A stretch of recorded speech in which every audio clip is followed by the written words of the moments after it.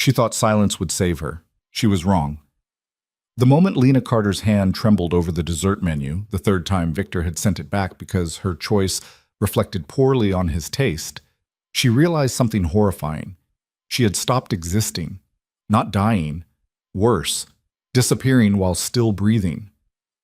Across the restaurant, a man watched her with eyes that saw everything she'd been trained to hide.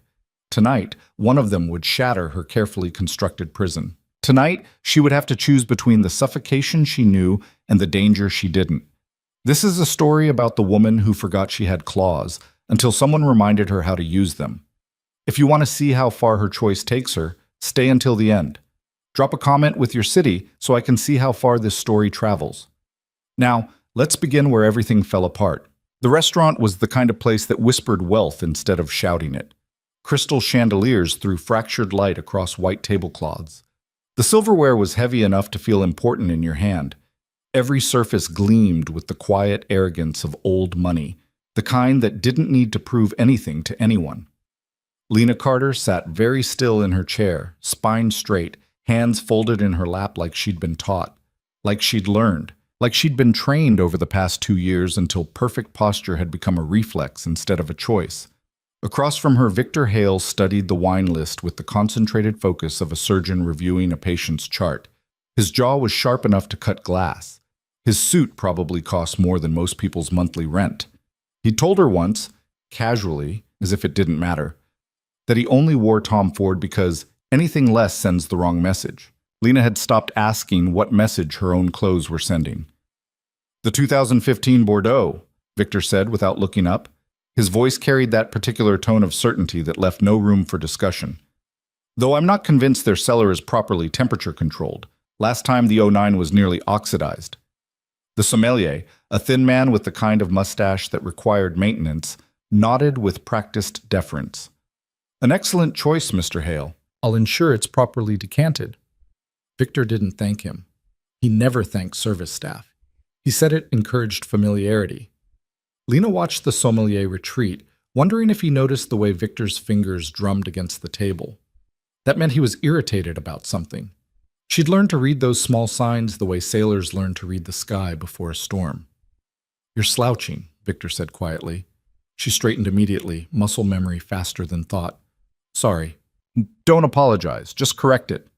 He finally looked at her, and his eyes, pale blue, almost colorless, swept over her face with the critical assessment of someone examining a purchase they were considering returning. "And you're wearing the earrings I specifically said don't complement your complexion." Lena's hand moved toward her ear before she caught herself. "I thought—" "That's the problem, Lena, you thought." He smiled, but it didn't reach his eyes. It never did.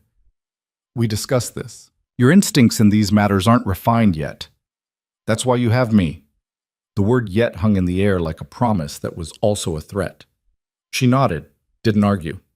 Arguing with Victor was like trying to negotiate with a mirror. You only ever got your own reflection thrown back at you, distorted just enough to make you doubt what you'd originally seen. A waiter appeared at their table, young and nervous, probably new. "Good evening. Can I start you with—" "We'll wait for the wine," Victor interrupted without looking at him. "And bring sparkling water, San Pellegrino, not Perrier. I shouldn't have to specify." The waiter stammered an apology and fled. Lena felt something twist in her chest.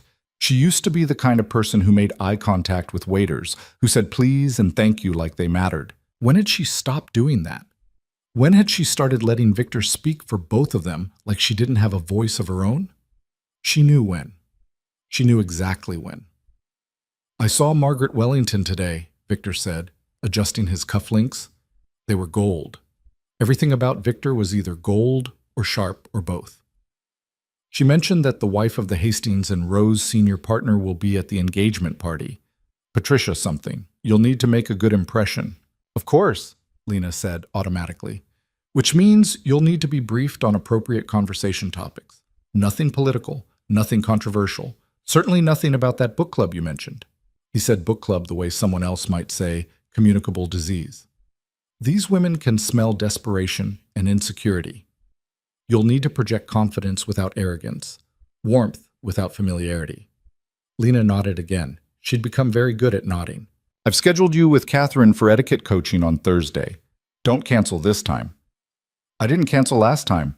I had a migraine, which you could have worked through with proper medication and focus.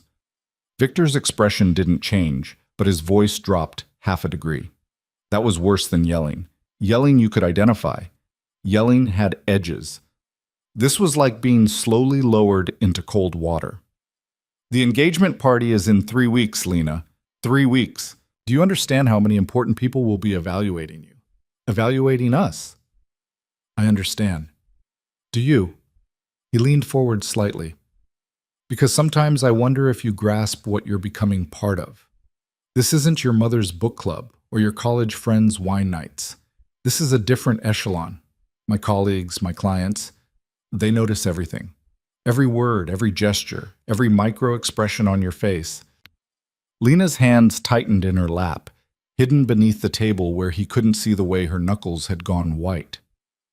I just want you to be successful, Victor continued, his voice softening into something that might have been affection in another person. In him, it sounded like a threat wrapped in velvet. You have so much potential, Lena. I saw it the moment I met you. But potential means nothing without refinement, without guidance. Without control, Lena thought, and immediately hated herself for thinking it. The wine arrived. Victor performed the tasting ritual with the solemnity of a religious ceremony, swirling, sniffing, sipping, considering.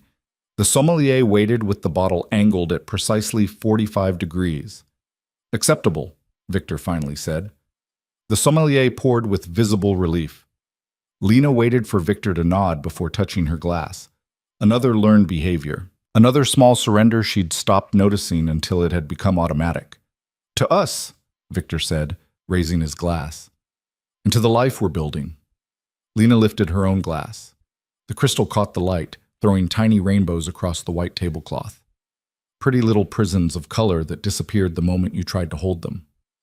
To us, she echoed. The wine tasted like ashes in her mouth.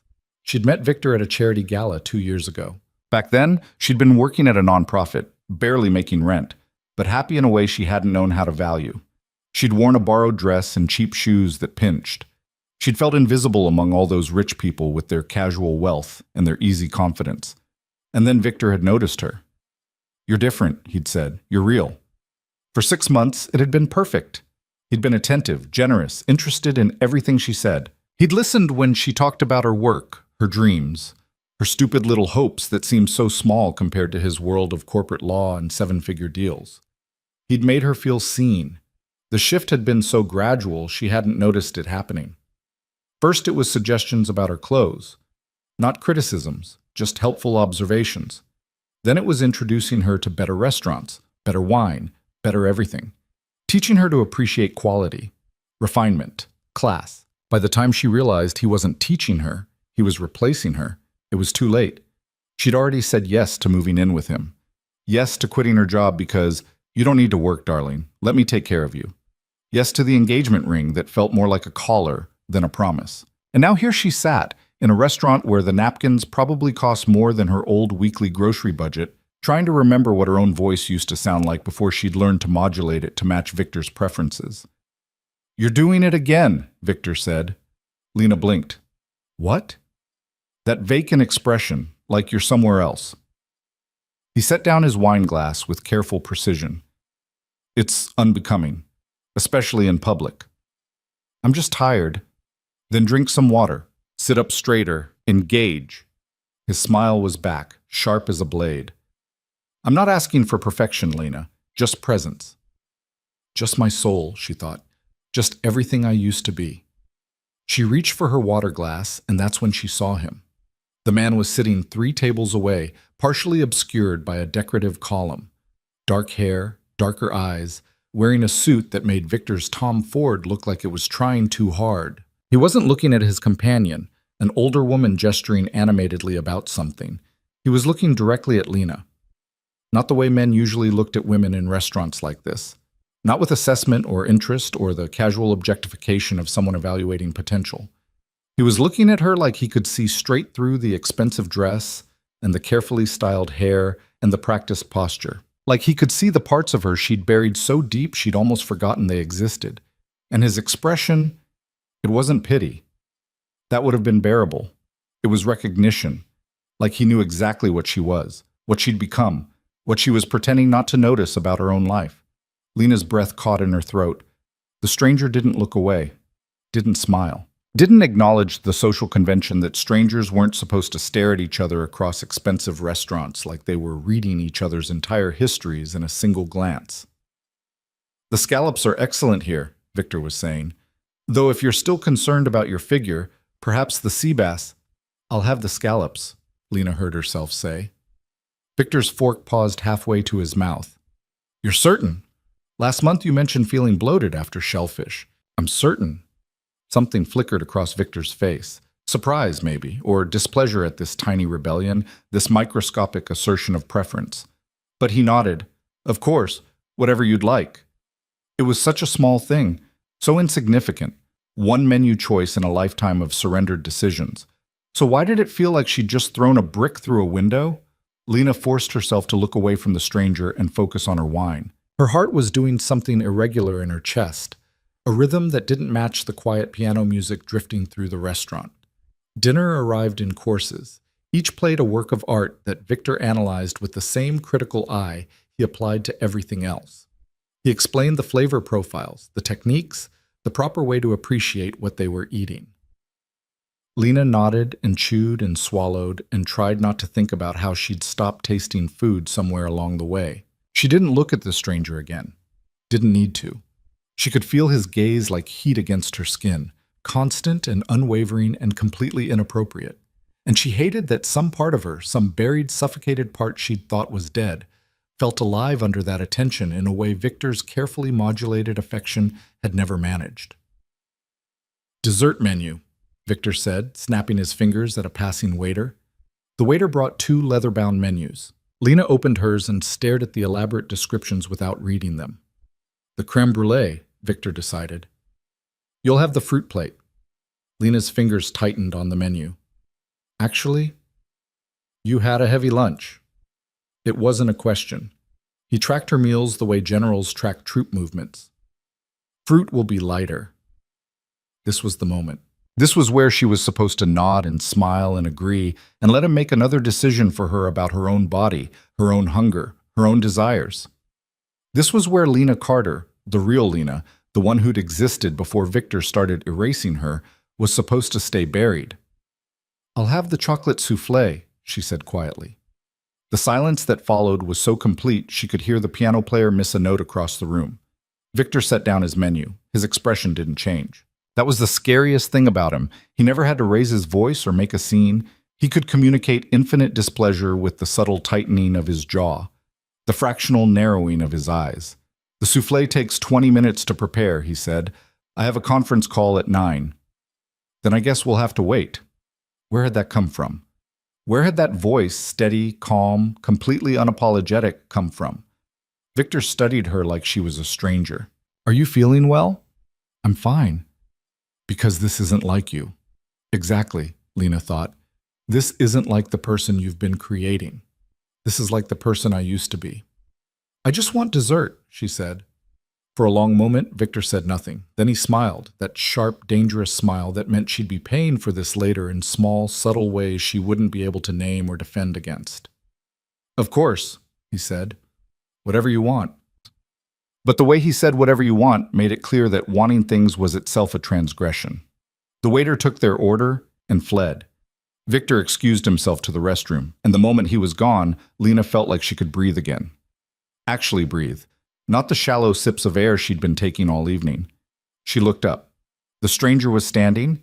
He said something to his companion. The older woman nodded, smiled, and then he was walking, not toward the exit, not toward the bar, toward her table. Lena's heart kicked against her ribs. This was insane. This was inappropriate. This was... He stopped 3 feet away. Up close, he was even more unsettling, late 30s maybe. Sharp features that suggested he didn't smile often and didn't care that he didn't. Eyes so dark they were almost black, and looking into them felt like falling. "You don't know me," he said. His voice was low, controlled, with an accent she couldn't quite place. "And I have no right to speak to you. but I'm going to anyway, because in about 30 seconds, your fiancé is going to come back, and you're going to fold yourself back into whatever shape he needs you to be, and I can't watch that happen again without saying something. Lena opened her mouth. Nothing came out. The stranger pulled out Victor's empty chair and sat down like he had every right to be there. "My name is Adrian Wolf," he said, "and I know what you're thinking right now. You're thinking I'm insane or dangerous or both. You're thinking you should signal the waiter, call security, make a scene." He leaned forward slightly. "But you won't. Because some part of you, the part that just ordered the souffle instead of the fruit plate, wants to hear what I have to say." Lena found her voice. It came out smaller than she wanted. "You need to leave." "I will. In a minute." Adrian's eyes held hers with an intensity that should have been frightening, but somehow wasn't. "I've been watching you all evening. Don't look at me like that, not like a creep. Like someone who recognizes something familiar, something I've seen before. You don't know anything about me. I know you've apologized 4 times tonight for things that weren't your fault. I know you straightened your posture every time he looked at you. I know you're wearing earrings you don't like because someone told you your own taste wasn't good enough." He tilted his head slightly. "And I know that 20 seconds ago, ordering a dessert you actually wanted felt like an act of rebellion, which tells me everything I need to know about your life." The words hit like physical blows. Not because they were cruel, but because they were true. "Who the hell are you?" Lena whispered. "Someone who made the mistake of loving a man who thought love meant control." Adrian's expression didn't change, but something shifted behind his eyes. Old pain, carefully managed. "It took me 3 years to leave. 3 years of being slowly erased until I barely recognized my own face in the mirror. So yes, I know exactly what I'm looking at when I see you sitting there like you're afraid to take up space at your own table." Lena's throat tightened. "You're wrong." "Am I?" He stood abruptly. "Then forget I said anything. Go back to your fruit plate and your etiquette coaching and your life of carefully managed perfection. But if I'm right, if even a single word of what I've said resonates, then you need to understand something." He reached into his pocket and pulled out a business card, set it on the table between them. "Your cage has a door," Adrian said quietly, "and you're the only one with the key." Then he walked away. Just like that. No dramatic exit, no backward glance. He returned to his table, said something to his companion, and they began gathering their things to leave. Lena stared at the business card. Heavy stock, expensive. Just a name, Adrian Wolf, and a phone number. No company, no title. Nothing that explained who he was or why he just detonated a bomb in the middle of her carefully controlled evening. Her hands were shaking. She grabbed the card and shoved it into her purse just as Victor reappeared, his phone in his hand. "The Hastings deal is imploding," he said without preamble. "I need to make some calls. We'll skip dessert." 6 hours ago, Lena would have nodded, apologized for ordering the souffle, gathered her coat, and followed him out without a word of protest. But Adrian Wolf's voice was still echoing in her head. "Your cage has a door." "I'm going to stay," Lena heard herself say. "I'll take a car home." Victor stopped moving. "Excuse me?" "I ordered the souffle. I'm going to eat it." She looked up at him, and something in her expression made him take a step back. "You go. Handle your call. I'll be fine." "Lena." "I'll be fine, Victor." They stared at each other. For the first time in 2 years, Lena didn't look away first. Victor's jaw tightened. "We'll discuss this at home." It wasn't a question, it was a warning. He left. Lena sat alone at the table, her heart hammering so hard she was sure everyone in the restaurant could hear it. The waiter appeared, looking nervous. "Your souffle, miss. It'll be about 15 more minutes." "That's perfect," Lena said. "Thank you." The waiter blinked at her like she'd just spoken a foreign language. Maybe she had. Maybe thank you and please and I want were foreign languages now. Maybe she'd forgotten them so completely that using them again felt like learning to speak after years of silence. She pulled out her phone, stared at it, put it away, pulled Adrian's business card out of her purse and stared at that instead. Someone who made the mistake of loving a man who thought love meant control. Not a woman, a man. Adrian Wolf had loved a man who'd done to him what Victor was doing to her. And somehow, impossibly, he'd gotten out. How? How did you walk away from someone who'd spent years convincing you that you were nothing without them? That your thoughts were wrong, your instincts flawed, your very existence in need of constant correction and improvement? How did you remember who you were before they started telling you who to be?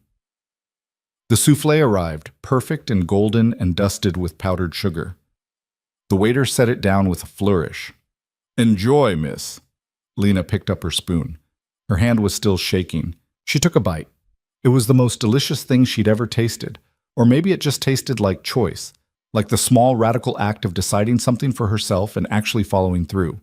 She ate slowly, savoring every bite. Around her, the restaurant continued its quiet symphony of wealth and refinement. Crystal and silver and murmured conversations. People living lives that probably looked perfect from the outside. How many of them were screaming on the inside? How many of them had forgotten they were screaming? Lena finished her dessert. Paid the bill with Victor's credit card. He'd left it for her, of course, because he thought of everything, controlled everything, managed every detail of their shared existence. She left a 40% tip. Then she walked out of the restaurant into the cool night air, and for the first time in 2 years, she had absolutely no idea what happened next. It was terrifying. It was the closest thing to freedom she'd felt in so long she'd forgotten what freedom tasted like. Her phone buzzed. A text from Victor. "We need to talk about your behavior tonight. This isn't acceptable." Lena stared at the message. 2 years ago, that text would have sent her into a spiral of anxiety and self-recrimination. She would have spent the entire ride home rehearsing apologies, trying to figure out how to smooth over this tiny rebellion. Now? Now she just felt tired. So tired of being afraid of disappointing someone who was never actually satisfied. So tired of walking on eggshells in her own life. So tired of being slowly, methodically erased. She didn't reply to the text. Instead, she looked at Adrian's business card one more time, memorized the number. Then she put it back in her purse and started walking. The street was quiet, lined with expensive boutiques that were closed for the night. Her heels clicked against the pavement. Somewhere in the distance, she could hear traffic, life, the city continuing to exist whether she was drowning in it or not. "Lena!" She spun around. Adrian Wolfe was standing under a streetlight, his hands in his pockets. His companion was nowhere to be seen. He looked at her with that same unsettling directness, like he could see all the things she was trying desperately to hide. "Are you following me?" Lena demanded. "Yes." The honesty of it caught her off guard. "Why?" "Because I saw the look on your face when your fiancé left." Adrian took a step closer. "And I recognize that look. That's the look of someone deciding whether they're brave enough to save themselves. You don't know me. I know you more than you think." He stopped a few feet away, giving her space. "And I know that right now, you're telling yourself this is all in your head, that you're overreacting, that Victor loves you and he's just trying to help you be better, that if you were stronger, smarter, more confident, you wouldn't feel like you're suffocating." Lena's breath caught. "Stop." "Why? Because I'm right?" Adrian's voice was gentle but unyielding. "You can lie to yourself, Lena. You've been doing it for years, but you can't lie to me. I've lived this. I know what it looks like from the inside." "What do you want from me?" "Nothing." He pulled out his phone, glanced at it, then back at her. "I want nothing from you. I don't know you. After tonight, I'll probably never see you again, but I couldn't walk away without at least trying to tell you the truth." "What truth?" "That you're not crazy. You're not oversensitive. You're not broken or damaged or in need of fixing." Adrian's eyes held hers. "You're being slowly destroyed by someone who's convinced you that destruction is love. And if you don't get out, one day you'll wake up and realize there's nothing left of you to save." The words hung in the air between them, sharp and true, and completely unbearable. Lena felt something crack inside her chest. Not break, not shatter, just crack. A hairline fracture in the wall she'd built around the part of herself that still remembered what it felt like to be whole. "I have to go," she whispered. "I know. I don't need your help." "I know that too." Adrian stepped back, giving her even more space. "But if you change your mind, if you ever need someone who understands, you have my number." He turned to leave. "Wait," Lena heard herself say. Adrian stopped, looked back. "How did you do it?" The words tumbled out before she could stop them. How did you leave? For the first time, Adrian smiled. It was sad and knowing and carried the weight of battles fought and barely won. Badly, he said. I left badly, messily, with my heart in pieces, and no idea who I was without him. But I left, and that's what mattered. Then he walked away, disappearing into the shadows between streetlights. Lena stood there for a long time, alone on the empty street, her mind a chaos of thoughts she couldn't organize into anything coherent. Finally, she pulled out her phone and called a car. The ride home was silent. The driver didn't try to make conversation, which was good because Lena didn't have words for what was happening inside her head. Victor's penthouse was dark when she arrived. He was probably still on his conference call, managing the crisis with the same ruthless efficiency he applied to everything else in his life, including her. Lena kicked off her heels in the entryway and walked through the apartment in her bare feet. Everything was exactly as Victor wanted it. Minimalist, expensive, cold. Lots of glass and sharp angles. Nothing soft, nothing warm. Nothing that suggested actual people lived here instead of just existing in carefully curated spaces. She found herself in front of the floor-to-ceiling windows that looked out over the city. Millions of lights stretched into the distance. Millions of lives being lived. Some of them happy, some of them broken. Most of them probably somewhere in between. Which one was she? Her phone buzzed again. Another text from Victor. Where are you? Lena looked at the message. Then, very deliberately, she turned off her phone.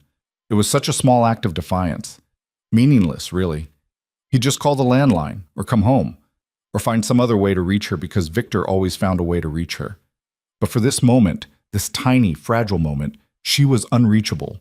She pulled Adrian's business card out of her purse one more time, studied the heavy stock, the simple typography, the phone number that might be a lifeline or might be nothing at all. Your cage has a door. The question was whether she was brave enough to open it. Lena didn't sleep that night. She lay in the guest bedroom. She'd stopped sharing Victor's bed months ago, though neither of them acknowledged it, staring at the ceiling and listening to the sound of his voice through the walls. He was still on calls at 2 a.m, his tone clipped and controlled, even when he was probably furious. She wondered if he was ever anything other than controlled. She wondered if she'd ever been attracted to that control, or if she'd just mistaken it for strength. Around 3, she heard his footsteps in the hallway. They paused outside her door. She held her breath, waiting for the knock that would mean a confrontation she wasn't ready for. But the footsteps moved on.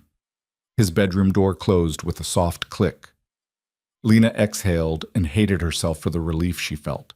Morning came gray and cold. She showered, dressed in clothes Victor hadn't picked out, jeans and a sweater she'd shoved to the back of her closet because he said they made her look unpolished, and emerged from the guest room like a soldier heading into battle. Victor was already in the kitchen, perfectly dressed in a charcoal suit, reading something on his tablet while he drank espresso from a cup that probably cost more than most people's dinnerware sets. He looked up when she entered. His expression was carefully neutral. "We need to discuss last night," he said. Lena poured herself coffee. Her hands were steadier than she expected. "Okay." That behavior was unacceptable. "Which behavior?" She turned to face him, leaning against the counter. "Ordering dessert or eating it?" Victor set down his tablet with deliberate precision. "Don't be glib. You know exactly what I'm talking about. You embarrassed me in front of the entire restaurant." "How did I embarrass you?" "By making a scene, by countermanding my decisions, by acting like a petulant child instead of my future wife." His voice remained level, but she could see the tension in his jaw. "And then turning off your phone so I couldn't reach you? That's not just disrespectful, Lena. That's concerning." "I needed space." "Space." He repeated the word like it was foreign. "From what?" "From you." The silence that followed was so complete she could hear the espresso machine hissing in the corner. Victor stood slowly. When he spoke, his voice was dangerously soft. "I think you need to be very careful about what you say next." "Or what?" The words came out before Lena could stop them. "You'll what, Victor? Yell at me? You never yell. You'll give me the silent treatment?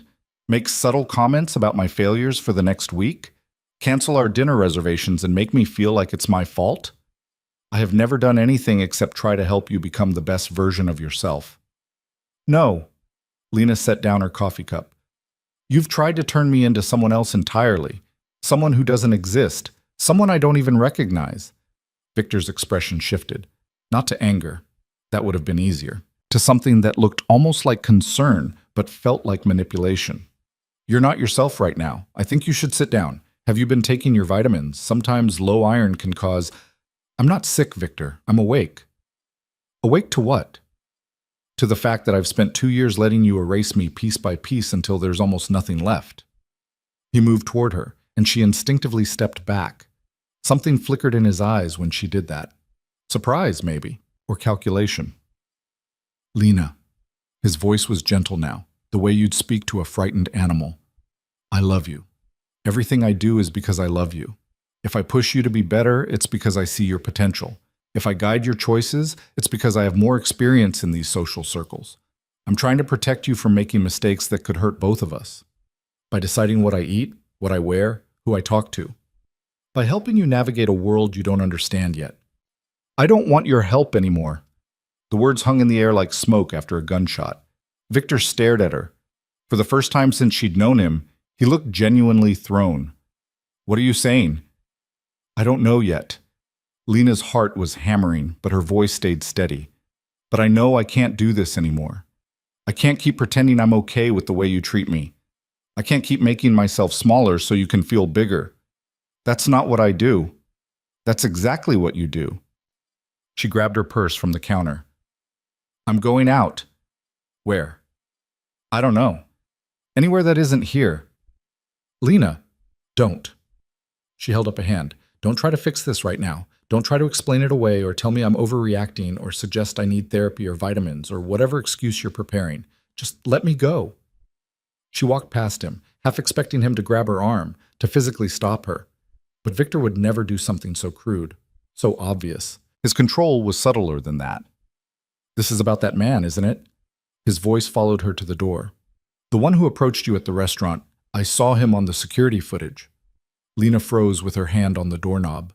You think I wouldn't check? Victor continued. You think I wouldn't notice when a strange man sits at our table the moment I step away? Who is he, Lena? No one. Don't lie to me. She turned to face him. I've never lied to you, Victor. That's the problem.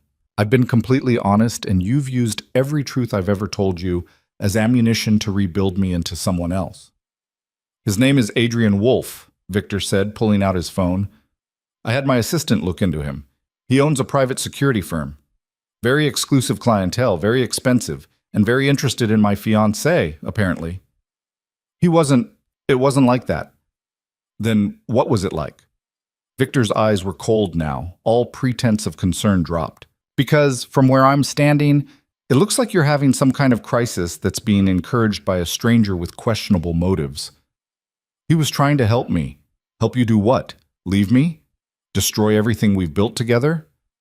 We haven't built anything together, Victor. You've built something and placed me in it like furniture.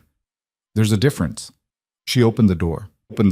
If you walk out that door right now, Victor said quietly, we're going to have a very different conversation when you come back. It was a threat, dressed up as a statement, but a threat nonetheless. Lena looked at him, really looked at him, and tried to remember why she'd ever said yes to this man. Had he always been like this? Had she just been too lonely, too eager to be chosen, too desperate to believe someone saw value in her? Maybe we need a different conversation, she said, and walked out. The morning air was sharp and clean. Lena stood on the sidewalk outside Victor's building, breathing hard like she'd just run a marathon. Her whole body was shaking. She'd done it. She'd actually said no to him. She'd walked away. Now what? She pulled out her phone and stared at it. She had messages from her mother, her sister, 3 friends she'd slowly stopped seeing because Victor said they were bad influences. People she'd let drift away because it was easier than explaining why she couldn't make plans anymore, why every decision had to be cleared with her fiancé first. She scrolled past them all and opened her contacts. Found the number she'd entered last night at 3 a.m. when sleep wouldn't come, and Adrian Wolf's words wouldn't stop echoing in her head. Her thumb hovered over the call button. This was insane. She didn't know this man. He could be dangerous, unstable, exactly what Victor had suggested. She should call her sister, her friend Maya. Anyone except a stranger who'd inserted himself into her life based on nothing but a glance across a restaurant. She pressed call. It rang 3 times. Lena almost hung up. "I was wondering if you'd use that number." Adrian's voice was rough, like he'd just woken up. "Or if you'd talk yourself out of it." "I'm very good at talking myself out of things," Lena said. Her voice sounded strange to her own ears. "But apparently not today." "Where are you?" "Standing outside my fiancé's building trying to figure out what the hell I'm doing with my life." "That's a start." She heard movement on his end, the sound of a door closing. "Do you have somewhere safe to go?" "Safe?" "Someone who won't tell Victor where you are. Someone who won't try to fix this for you." Lena thought about it. Her mother would panic and insist she go to therapy. Her sister would want to organize an intervention. Her friends, the ones she had left, would either take Victor's side or get so involved it would become their drama too.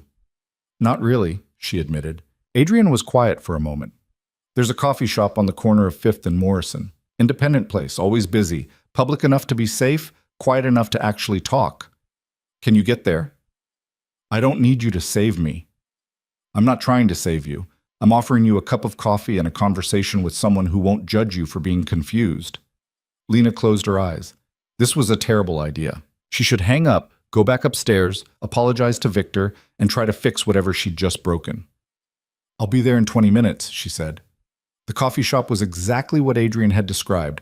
Crowded, but not chaotic. The kind of place where people came to work on laptops or read books or have quiet conversations that didn't require performance. Lena found a table in the back corner and ordered something she actually wanted instead of what someone else would have approved of. Adrian arrived 15 minutes later. He looked different in daylight, less imposing. He wore jeans and a dark sweater, his hair still damp like he'd showered in a hurry. When he spotted her, he didn't smile or wave or make any gesture that would draw attention. He just walked over and sat down across from her like they did this every week. "You came," he said. "I'm starting to question my judgment." "Good. That means it's working." A waitress appeared. Adrian ordered black coffee, and Lena noticed he thanked her by name. When she left, he caught Lena staring. "I come here a lot," he explained. "It's one of the few places in the city that feels real." "What's your story?" Lena asked abruptly. "And don't give me the vague trauma bonding speech. If I'm sitting here having coffee with a stranger instead of trying to salvage my relationship, I deserve to know who you actually are." Adrian leaned back in his chair, studying her. "Fair enough. What do you want to know?" "Everything. Start with why you were at that restaurant watching me like you knew my entire life story." "I was there for a business dinner with a client. You just happened to be at the next table. And I wasn't watching you specifically. I was watching the dynamic. The way you made yourself smaller every time he spoke. The way you apologized for existing." He paused. "It was familiar. You said you loved a man who was controlling." His name was Marcus. We were together for 3 years. He was brilliant, successful, charming when he wanted to be, and he convinced me that I was nothing without his guidance, that my instincts were wrong, that I needed him to teach me how to be better. What happened? I woke up one morning and realized I couldn't remember the last time I'd made a decision without checking with him first. Couldn't remember what my own opinions were on anything that mattered. I'd become this hollow version of myself, and I didn't even know when it had happened. The waitress brought their coffee. Adrian waited until she was gone before continuing. "So I left, packed a bag while he was at work, emptied my half of the bank account, and disappeared. Stayed with a friend he didn't know about, changed my number, basically torched my entire life and started over." "Just like that?"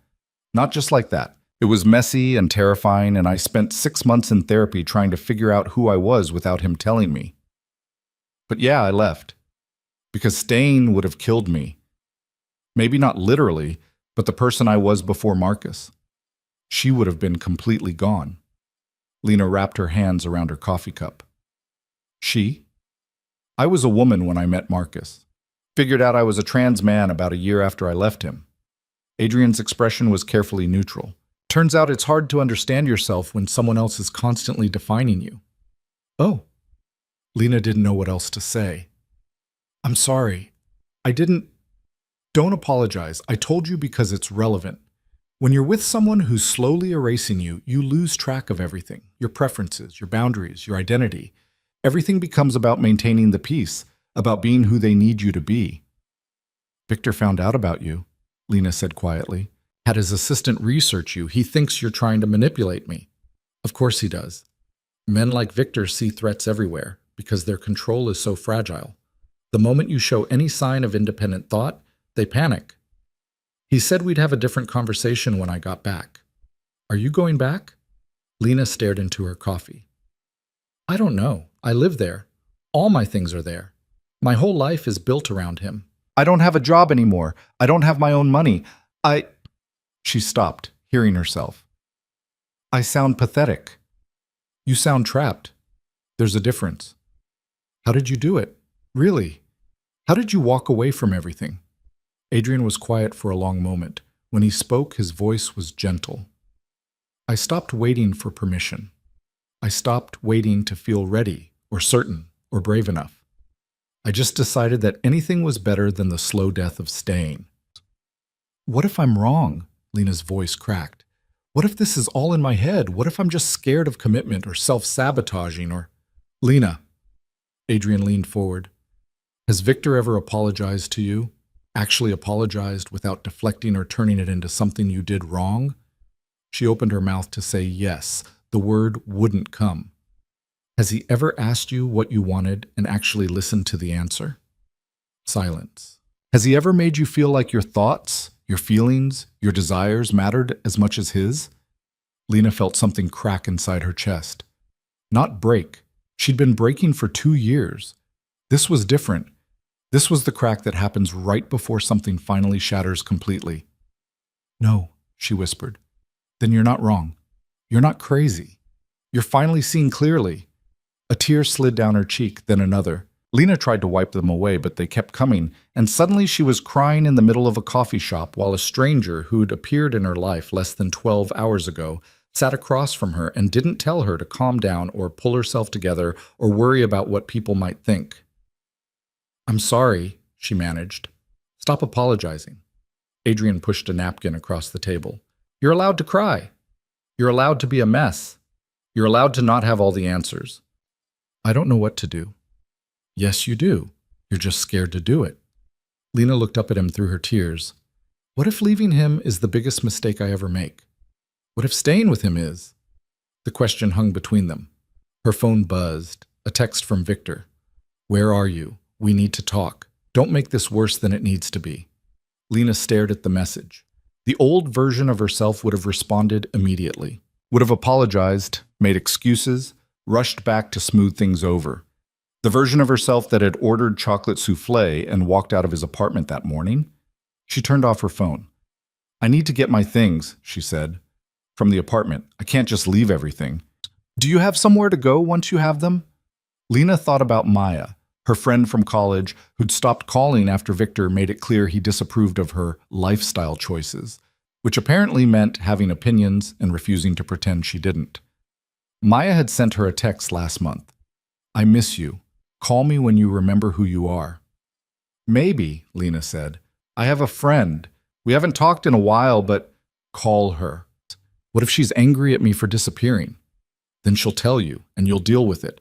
But I'm guessing if she's the kind of person Victor didn't like, she's exactly the kind of person you need right now. Lena pulled out her phone, stared at Maya's number, and felt fear curl in her stomach. Fear of rejection, fear of judgment, fear of having to admit how far she'd fallen. She called anyway. Maya picked up on the second ring. Holy shit! Lena? Hi. Lena's voice came out small. I know it's been a long time. Are you okay? You sound weird. I'm not okay. I'm actually really not okay. And I know I've been a terrible friend, and I know I have no right to ask, but where are you? What? Where are you? Maya's voice was sharp with worry. Are you safe? I'm at a coffee shop. I left Victor. I think I left Victor. I don't know. Everything's a mess, and I don't know what I'm doing. Thank fucking God. Maya exhaled sharply. Okay, listen to me. Do you need a place to stay? Maybe? I need to get my stuff from his apartment first. Do not go there alone. Victor's a manipulative asshole. You go there by yourself and he'll talk you into staying. I've seen it happen 100 times. I can handle it. Lena, do you trust me? The question stopped her. Did she? She'd spent 2 years not trusting anyone except Victor, and look where that had gotten her. Yes, Lena said quietly. Then listen. You need backup. Someone who won't let him intimidate you or guilt you or do that thing where he makes you feel crazy for having boundaries. Do you have someone who can go with you? Lena looked across the table at Adrian, who was pretending not to listen while obviously listening to every word. Yeah, she said. I think I do. Good. Get your stuff. Don't engage with him. Don't explain yourself. Just get what you need and get out. Then come to my place. I'll text you the address. Maya. I'm serious, Lena. Don't try to make it pretty. Don't try to fix it. Just get out. We'll deal with everything else after. The call ended. Lena sat there holding her phone, feeling like she'd just been thrown a lifeline from a ship she'd forgotten existed. Your friend sounds smart, Adrian said. She is. She tried to warn me about Victor a year ago. I stopped talking to her because of it. And she just offered you a place to stay anyway. Yeah. Lena felt her throat tighten again. She did. So, do you want company when you go back for your things, or would you rather handle it alone? Lena thought about walking into that apartment by herself, facing Victor's controlled disappointment, his subtle implications that she was being irrational, his ability to make her doubt everything she knew to be true. Company would be good, she admitted. But I don't understand why you're helping me. You don't know me. This isn't your problem. No, but I know what it's like to need someone who understands. When I left Marcus, I had one friend who got it. Everyone else told me I was overreacting or that relationships take work or that I should try couples counseling. But this one friend, she'd been through something similar. She didn't judge, didn't try to fix me, just stood next to me while I figured my shit out. And now you're being that person for me. If you'll let me. Lena looked at him. This stranger who'd seen through her carefully maintained facade in a single evening, who'd offered her truth when everyone else was offering platitudes. Okay, she said, but if this turns into some kind of savior complex situation, I'm out. Adrian smiled. It was the first real smile she'd seen from him, and it transformed his face. Deal. And for the record, I don't want to save you. I just want to stand next to you while you save yourself. They finished their coffee in silence that was surprisingly comfortable. Lena felt something she hadn't felt in years, the absence of performance. She didn't have to modulate her expressions or choose her words carefully or worry about disappointing anyone. She could just be. It was strange and uncomfortable and absolutely terrifying. It was also the first breath of real air she'd taken in 2 years. Ready? Adrian asked eventually. Lena thought about Victor's apartment, the clothes she'd bought because he approved of them, the books she'd stopped reading because they weren't intellectually rigorous enough, the life she'd built that had never actually been hers. No, she said honestly, but let's go anyway. They walked out of the coffee shop into the cold morning. The city was fully awake now, people rushing past with their own dramas and problems and lives. Lena felt simultaneously invisible and hypervisible, like she was both drowning in the crowd and completely exposed. We'll take my car, Adrian said, leading her toward a black sedan parked down the street. And Lena, whatever happens up there, remember something. What? You're not asking for permission. You're informing him of a decision you've already made. There's a difference. Lena nodded, even though her entire body was screaming at her to turn around, to call Victor, to apologize and make this all go away. But she'd spent 2 years making herself go away. Maybe it was time to make him uncomfortable instead. The elevator ride to Victor's penthouse felt like descending into deep water. Lena watched the numbers climb, 12, 13, 14. And with each floor, the pressure in her chest increased. Adrian stood beside her, hands in his pockets, looking completely at ease in a way that should have been reassuring but somehow made everything feel more real. You don't have to explain anything to him, Adrian said quietly. Get your things. That's it. He's going to want to talk. Then let him talk. You don't have to respond. The elevator chimed. 23rd floor. The doors opened onto the private hallway that led to Victor's door. Lena's hands were shaking as she pulled out her key. She'd lived here for a year and a half, but standing in this hallway now felt like approaching a stranger's home. Had she ever belonged here? Or had she just been a carefully selected accessory, moved in to complete the aesthetic? She unlocked the door. Victor was waiting in the living room, standing by the windows with a drink in his hand, even though it wasn't even noon. He was still in his suit from earlier, but he'd loosened his tie. That tiny concession to casualness felt threatening somehow, like he'd removed part of his armor and was preparing for war. He looked at Lena, then at Adrian. His expression didn't change, but something cold flickered in his eyes. "So you brought him here," Victor said. His voice was perfectly modulated, calm. "Interesting choice." "I'm just here to help her get her things," Adrian said. I wasn't speaking to you." Victor's gaze remained on Lena. "I think we should talk. Alone." "No," Lena said. The word came out stronger than she expected. "No?" "I'm getting my stuff and leaving. That's it." Victor set down his drink with careful precision. "Lena, whatever's happening right now, whatever this is, we can work through it. But you need to ask your friend to leave so we can have an actual conversation." "There's nothing to work through." "You're upset. You're confused. You had some kind of episode last night, and now you're making rash decisions." "I'm not confused, Victor. I'm done." The word hung in the air. Done. Final. Absolute. Victor's jaw tightened. "You don't mean that." "I do." "Because of him?" Victor gestured toward Adrian with the kind of dismissive contempt usually reserved for something stuck to the bottom of a shoe. "Because some stranger approached you in a restaurant and filled your head with, what? Conspiracy theories about how terrible I am?" "He didn't have to tell me anything," Lena said. "I already knew. I've known for a while. I just convinced myself it was normal." What's normal is that relationships require work, compromise. Sometimes one partner has more experience, more knowledge, and helps guide the other. That's not abuse, Lena. That's partnership. "You don't guide me. You control me." "I've never controlled you."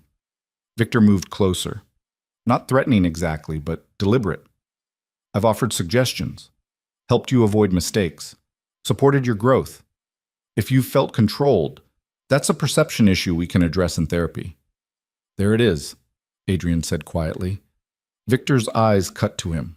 "Excuse me?" The deflection, making her think her very reasonable reaction to your behavior is actually her being broken somehow. Classic move. "I don't recall asking for your input." "You didn't. I'm giving it anyway." Adrian's voice stayed level, but there was steel underneath. "You're doing exactly what she said.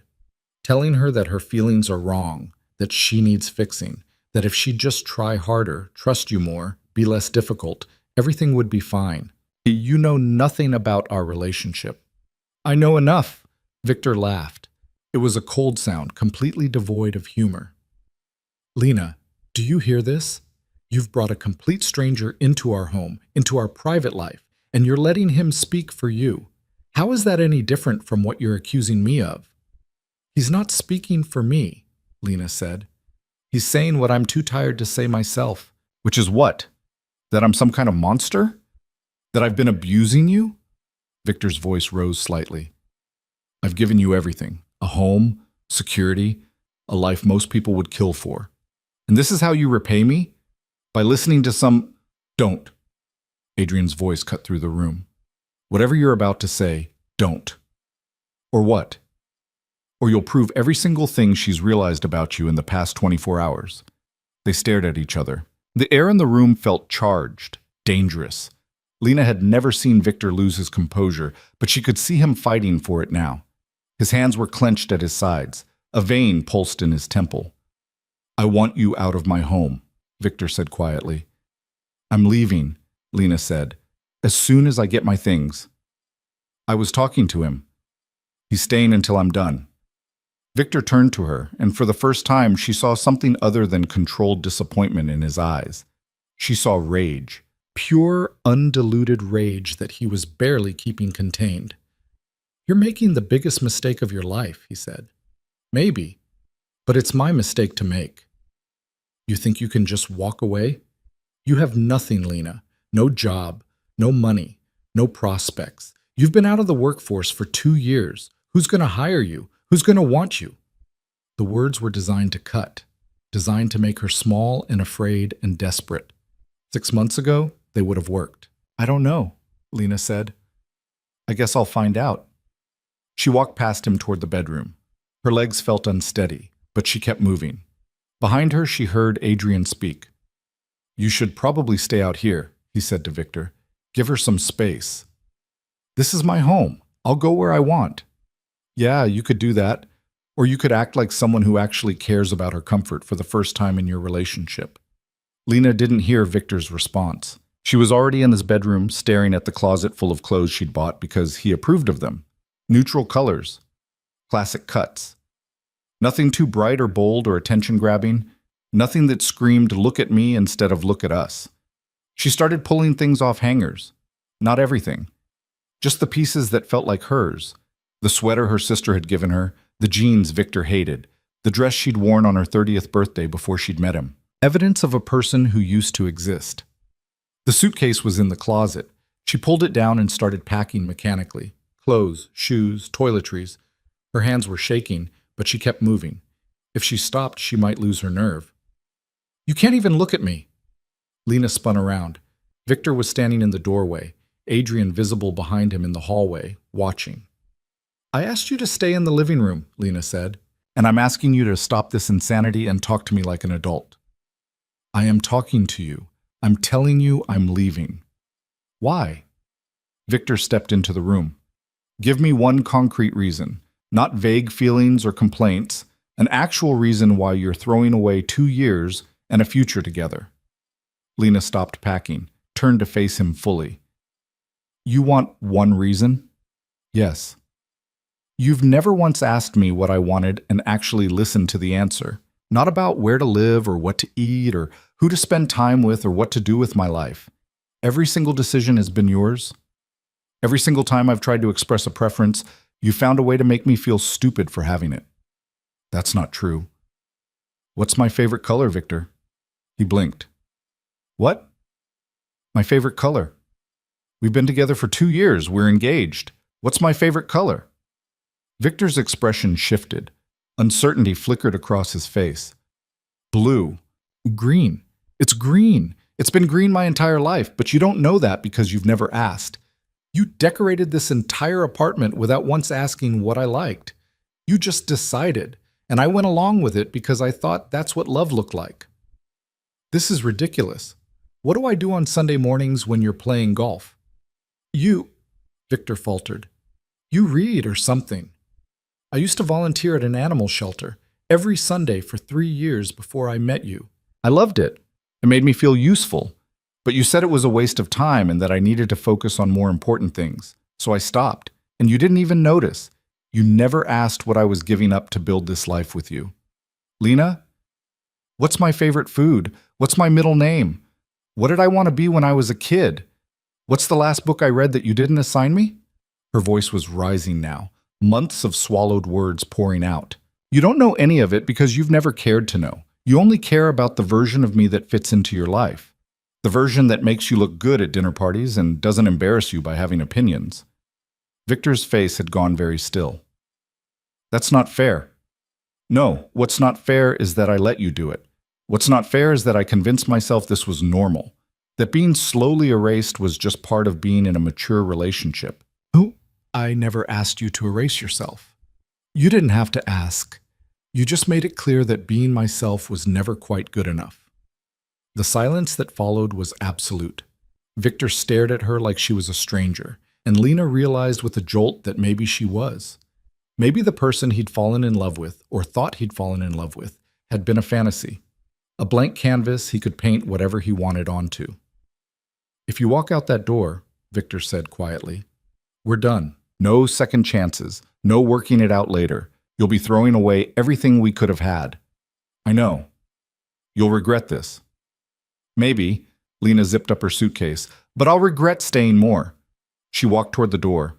Victor didn't move, didn't try to stop her physically, but his presence filled the doorway like a wall. Move, Lena said. This is a mistake. Then it's my mistake. He's using you. Victor's eyes cut to Adrian. Whatever he told you, whatever he promised you, He's using your vulnerability for his own agenda. You're too naive to see it. Or maybe, Adrian said from the hallway, you're too narcissistic to believe she'd leave you for any reason other than another man's manipulation. Victor's hands clenched. You have no idea what you've done. Coming into my home, poisoning her against me. I didn't poison anything. I just reminded her that she's allowed to want things. That's not manipulation. That's basic human decency. Get out! Victor's voice dropped to something dangerous. Get out of my home right now or I'll call security. I'm already leaving, Lena said.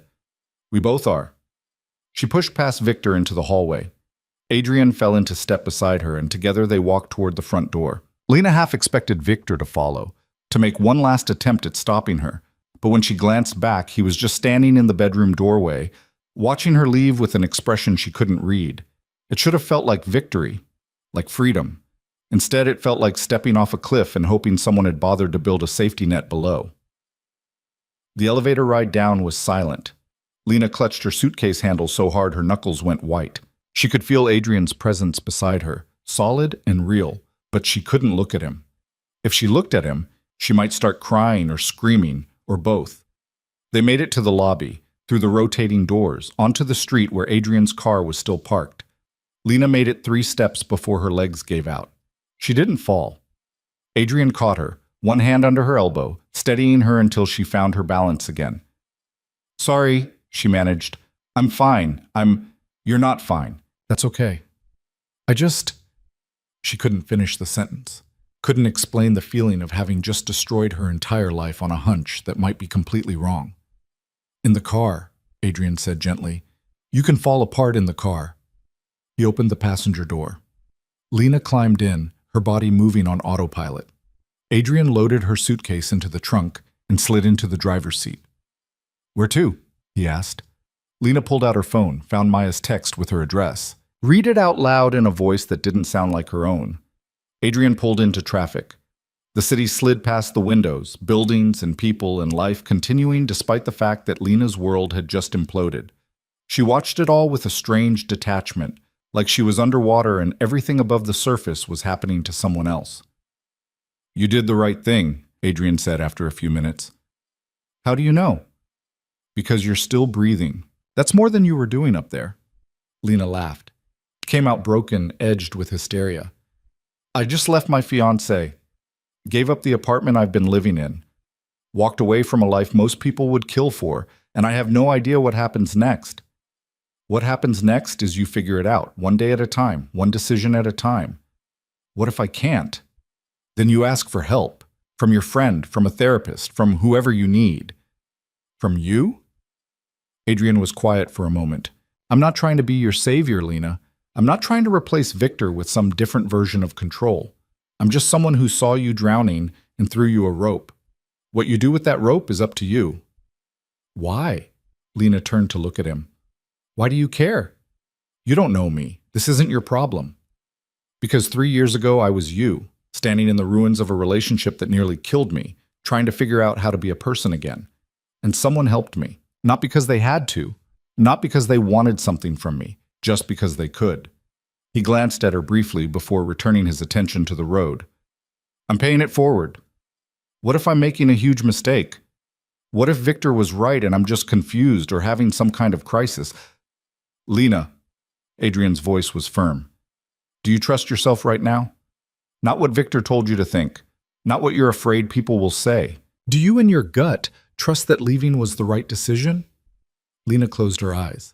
Thought about Victor's apartment with its perfect everything and its complete absence of her. Thought about the way she'd stopped tasting food, stopped having opinions, stopped recognizing her own reflection. Yes, she whispered. Then that's all that matters. They drove in silence for a while. Lena watched the neighborhoods change outside her window. The polished high-rises giving way to older buildings, tree-lined streets, the kind of area where people actually lived instead of just existing in expensive boxes. Her phone buzzed. Another text from Victor. You're acting like a child. When you're ready to discuss this rationally, call me. Lena stared at the message. Even now, even after everything, he was trying to make her feel small, irrational, wrong for having feelings he hadn't approved. She blocked his number. It was such a small thing. A few taps on a screen, but it felt like slamming a door that had been slowly crushing her for 2 years. "We're here," Adrian said. Lena looked up. They were parked in front of a brownstone apartment building, modest but well-maintained. Ivy climbed up one side. There were actual plants on some of the balconies, not the carefully curated succulents Victor preferred. It looked like a place where real people lived real lives. Adrian got her suitcase from the trunk. Lena stood on the sidewalk, staring at the building like it might disappear if she blinked. "You want me to come up with you?" Adrian asked. "No, I think I need to do this part alone." He nodded, handed her a business card, a different one this time. "My personal number, not the work line. If you need anything, call me. I mean it, anytime." "I don't know how to thank you." "Don't thank me yet. This part, the leaving, that was the easy part. The hard part is figuring out who you are now, who you want to be." "That's the easy part?" Adrian smiled. It was sad and knowing and carried too much experience. The leaving is just one decision. The staying gone is about 1,000 decisions every single day. Some of them will be harder than what you just did. "Great, that's really encouraging." "I'm not here to encourage you. I'm here to tell you the truth." He squeezed her shoulder briefly. "But you're stronger than you think. You wouldn't have made it this far if you weren't." He got back in his car. Lena watched him drive away, feeling like her last connection to stability had just vanished into traffic. She turned toward the building, found Maya's apartment number on the directory, pressed the buzzer. "Hello?" Maya's voice crackled through the intercom. "It's me," Lena said. The door buzzed open immediately. Maya's apartment was on the 3rd floor. Lena dragged her suitcase up the stairs, each step feeling heavier than the last. By the time she reached the right door, she was breathing hard and her hands were shaking again. The door opened before she could knock. Maya stood there in sweatpants and an old college t-shirt, her hair in a messy bun, looking exactly the same as she had 2 years ago when Lana had slowly stopped returning her calls. They stared at each other. "I'm sorry," Lena said. "I'm so sorry. I know I was a terrible friend. I know I let him isolate me from you, and I should have listened when you tried to warn me, and—" Maya pulled her into a hug so tight Lena's ribs hurt. "Shut up," Maya said. "Just shut up and get in here." Lena started crying then, really crying. Not the careful, controlled tears she'd learned to cry around Victor, the kind that didn't smudge makeup or cause a scene. These were ugly, gasping sobs that shook her whole body. Maya held her through it, didn't tell her to calm down or pull herself together, just held her in the doorway of her apartment while Lena fell apart. Eventually, the tears slowed. Lena pulled back, wiping her face with her sleeve. "Sorry, I'm getting snot on your shirt." "I have other shirts." Maya grabbed Lena's suitcase and pulled her inside. "Come on." I made coffee. And I stress-baked 3 dozen cookies last night because I had a feeling this was coming. The apartment was small, tiny, compared to Victor's penthouse, but it was warm, lived in. There were books stacked on surfaces, mismatched furniture, photographs taped to the walls. It looked like Maya. It looked like home. Lena sank onto the couch and accepted the mug of coffee Maya pressed into her hands. "So," Maya said, sitting across from her, "tell me everything." "I don't even know where to start." "Start with the guy you brought as backup. Who was that?" "His name is Adrian. We met last night. He saw me at dinner with Victor, and it's complicated." "Complicated how?" "He went through something similar, with a controlling partner. He recognized what was happening and he told me the truth about what I was living through, about what it was costing me." Maya's expression was carefully neutral. "And you believed him?" I wanted to not believe him. I spent all night trying to convince myself he was wrong. But every time I tried to argue with what he'd said, I couldn't, because he was right. About all of it. "Okay." Maya set down her own mug. "I need to ask you something, and I need you to be completely honest with me." "Okay." "Did Victor ever hurt you, physically?" "No, never. It wasn't like that." "But he hurt you in other ways." Lena nodded, not trusting her voice. "Tell me." So Lena did. She told Maya everything, about the gradual erosion of her choices, about the constant criticism disguised as help, about feeling like she was disappearing piece by piece until she barely recognized herself, about ordering a dessert and having it feel like an act of revolution. Maya listened without interrupting. When Lena finally ran out of words, Maya was quiet for a long moment. "I should have tried harder," Maya said finally. "I should have pushed more when I saw what was happening. I wouldn't have listened. I didn't want to see it. But I knew. I saw it happening, and I got angry and backed off instead of fighting for you. I'm sorry." "Don't," Lena's voice cracked. "Don't apologize. You tried. I was the one who chose him over everyone else in my life." "You were manipulated. There's a difference." "Is there? I mean, I'm an adult. I made choices, bad choices, but still—" "Lena." Maya leaned forward. "People like Victor are experts at making you think their control is your choice. That's the whole point. If it felt like force, you'd resist. So they make it feel like love, like care.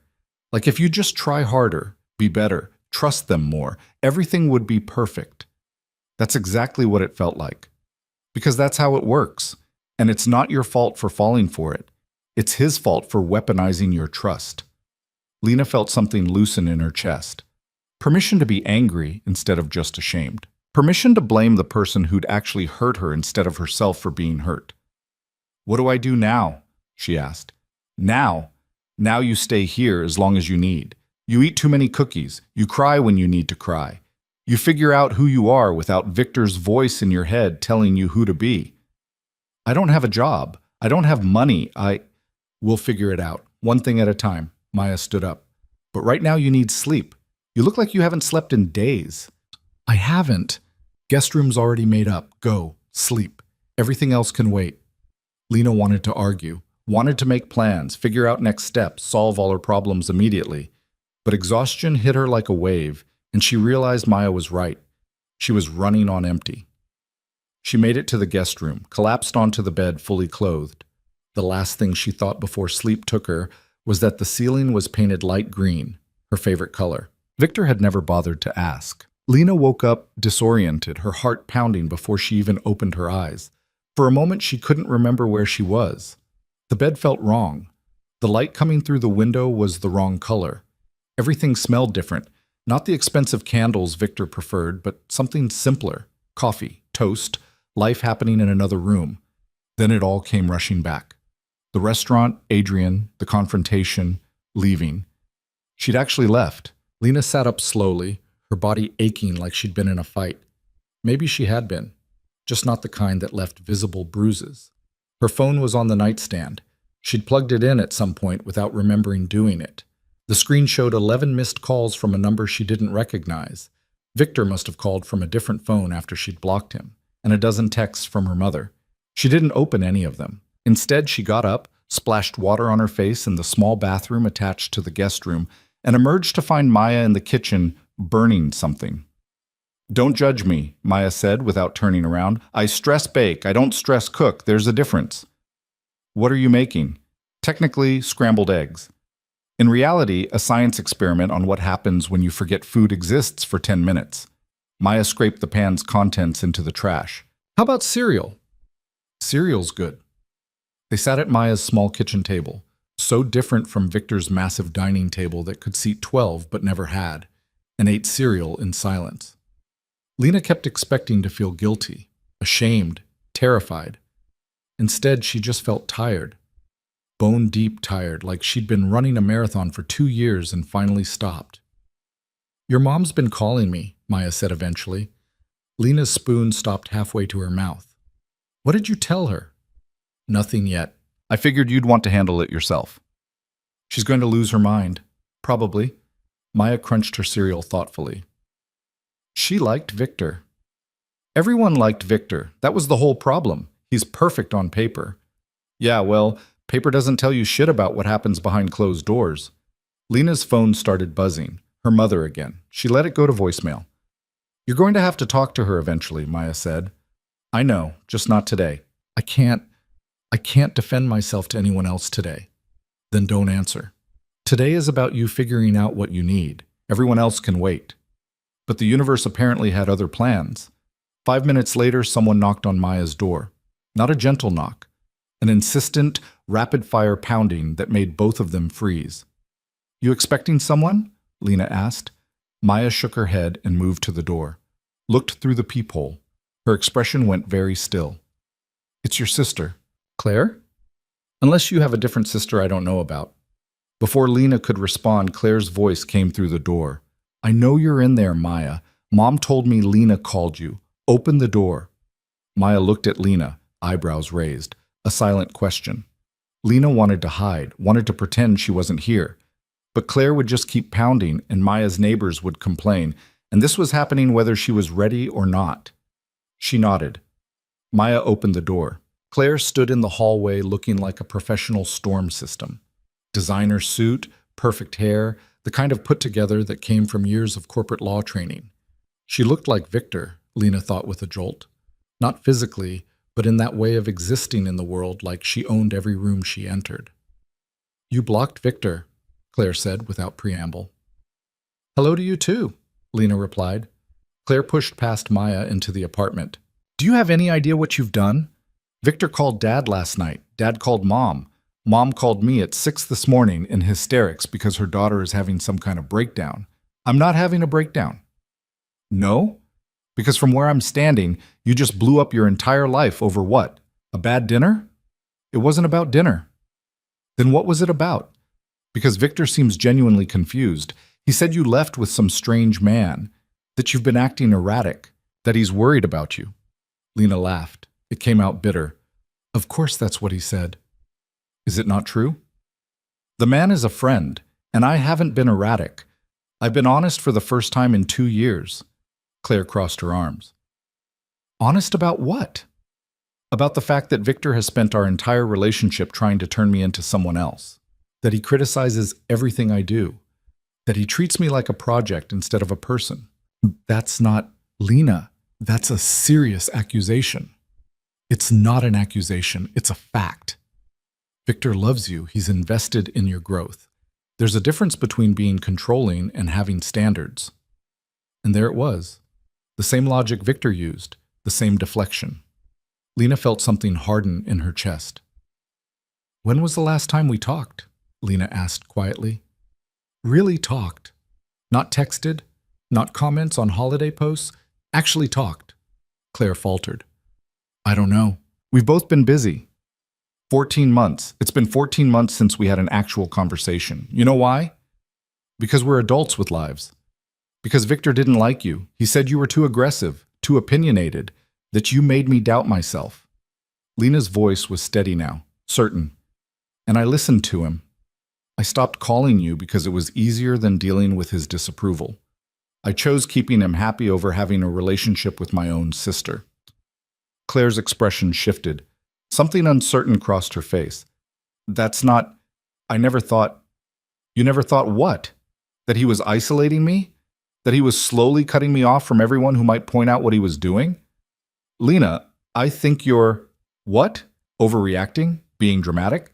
See, that's what he'd say too. Anytime I tried to express how I felt, he'd tell me I was being too sensitive or reading too much into things. And eventually, I just stopped trying. I stopped trusting my own perception because his was apparently more valid than mine. Maya, who'd been standing by the door, spoke up. "I tried to tell you, a year ago, remember? At Mom's birthday?" Claire turned to her. "You said you were concerned, not that..." "I said I thought Victor was controlling. You told me I was jealous because I was single and Lena had found someone successful." The silence that followed was heavy enough to crush bones. "I don't remember that," Claire said, but her voice had lost its certainty. "You don't remember because you didn't want to see it. None of you did. You all loved the idea of Lena with this successful lawyer who had money and status and looked good at family events. You didn't ask if she was actually happy." Claire looked at Lena, really looked at her. "Are you happy?" "No." The word came out simple and absolute. "I haven't been happy in a long time. I've been performing happiness while slowly disappearing. Why didn't you say something?" "I did. You just didn't hear me." "None of you did." Claire sank onto the couch like her legs had given out. She stared at her hands for a long moment. When she looked up, there were tears in her eyes. "I'm your older sister. I'm supposed to protect you." You can't protect me from something you don't believe is happening. I should have believed you. I should have. Claire stopped. When I saw you with Victor at Christmas, you looked so thin and quiet, not yourself. And I told myself you were just stressed about wedding planning. I wasn't stressed about wedding planning. I was stressed about existing. And I missed it. I completely fucking missed it. Maya sat down next to Claire, which surprised Lena.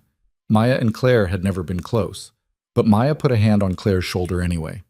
You weren't the only one who missed it, Maya said. Her mom missed it. Her friends missed it.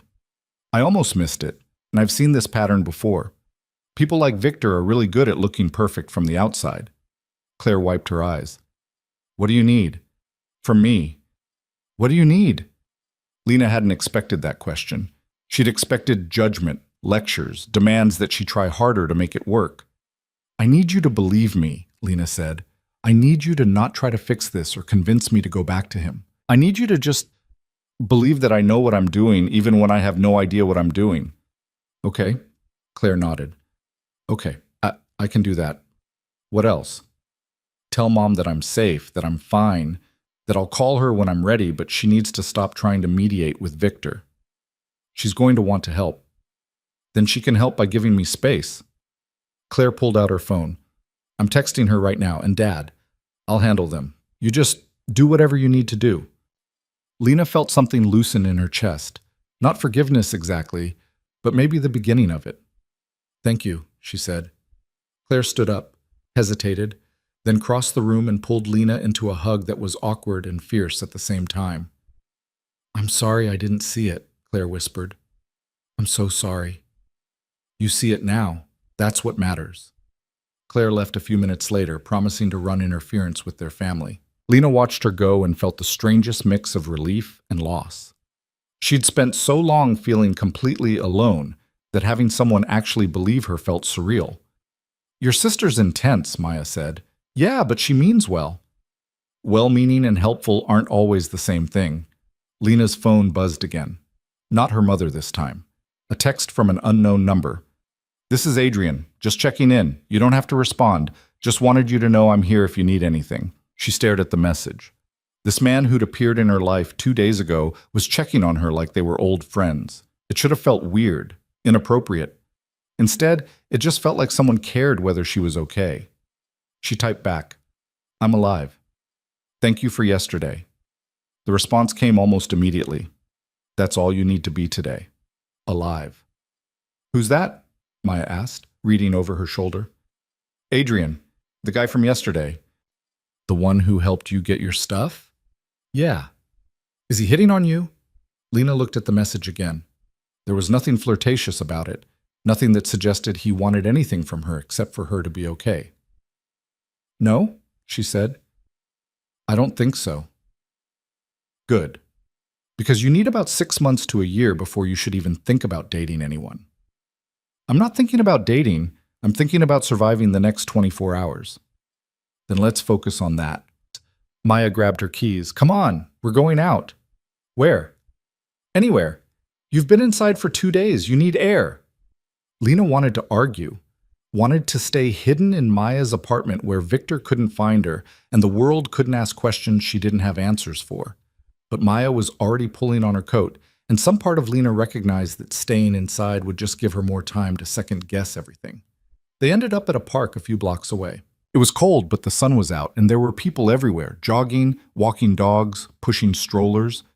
Normal people living normal lives, oblivious to the fact that Lena's entire existence had just been demolished.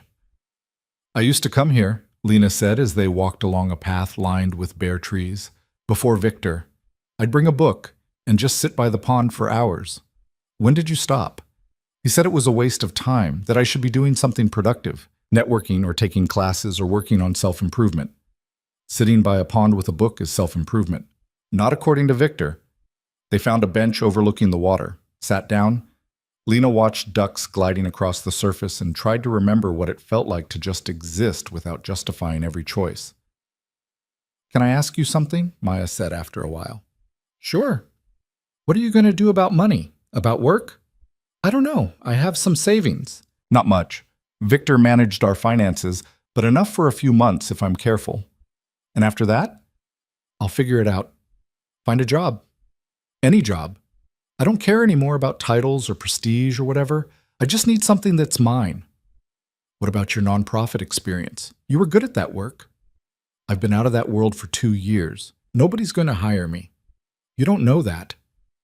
I let my contacts lapse. I stopped following industry news. I basically erased that entire part of my life to be Victor's perfect fiancée. Maya turned to face her. So you start over. You rebuild. It'll be hard and it'll take time, but you've already done the hardest part. Which is what? You left. Everything else is just details. Lena wanted to believe her. Wanted to believe that leaving was the hard part and everything else would somehow be easier. But sitting on this bench, watching normal people live normal lives, she felt the weight of everything she'd just lost. The security, the status, the life she'd thought she wanted, even if she'd never actually been happy in it. Her phone rang. Not a number she recognized, but this time she answered anyway. Lena Carter? A woman's voice, professional. Yes? This is Jennifer Hastings. I'm Victor Hale's colleague at the firm. I'm calling because Victor asked me to reach out regarding some personal items you left at his residence. Lena's stomach dropped. I took everything I needed. He mentioned there were some pieces of jewelry, family heirlooms. He'd like to return them to you. It was a trap, obviously a trap. Victor didn't give a shit about jewelry. He wanted her to come back to the apartment, wanted another chance to talk her into staying. Tell him to mail them, Lena said. He feels this is something that should be handled in person. Given the value, then tell him to donate them. I don't want anything from him. Miss Carter, I really think... Lena hung up. Her hands were shaking again. Victor? Maya asked. His colleague, trying to get me to go back to the apartment. For what?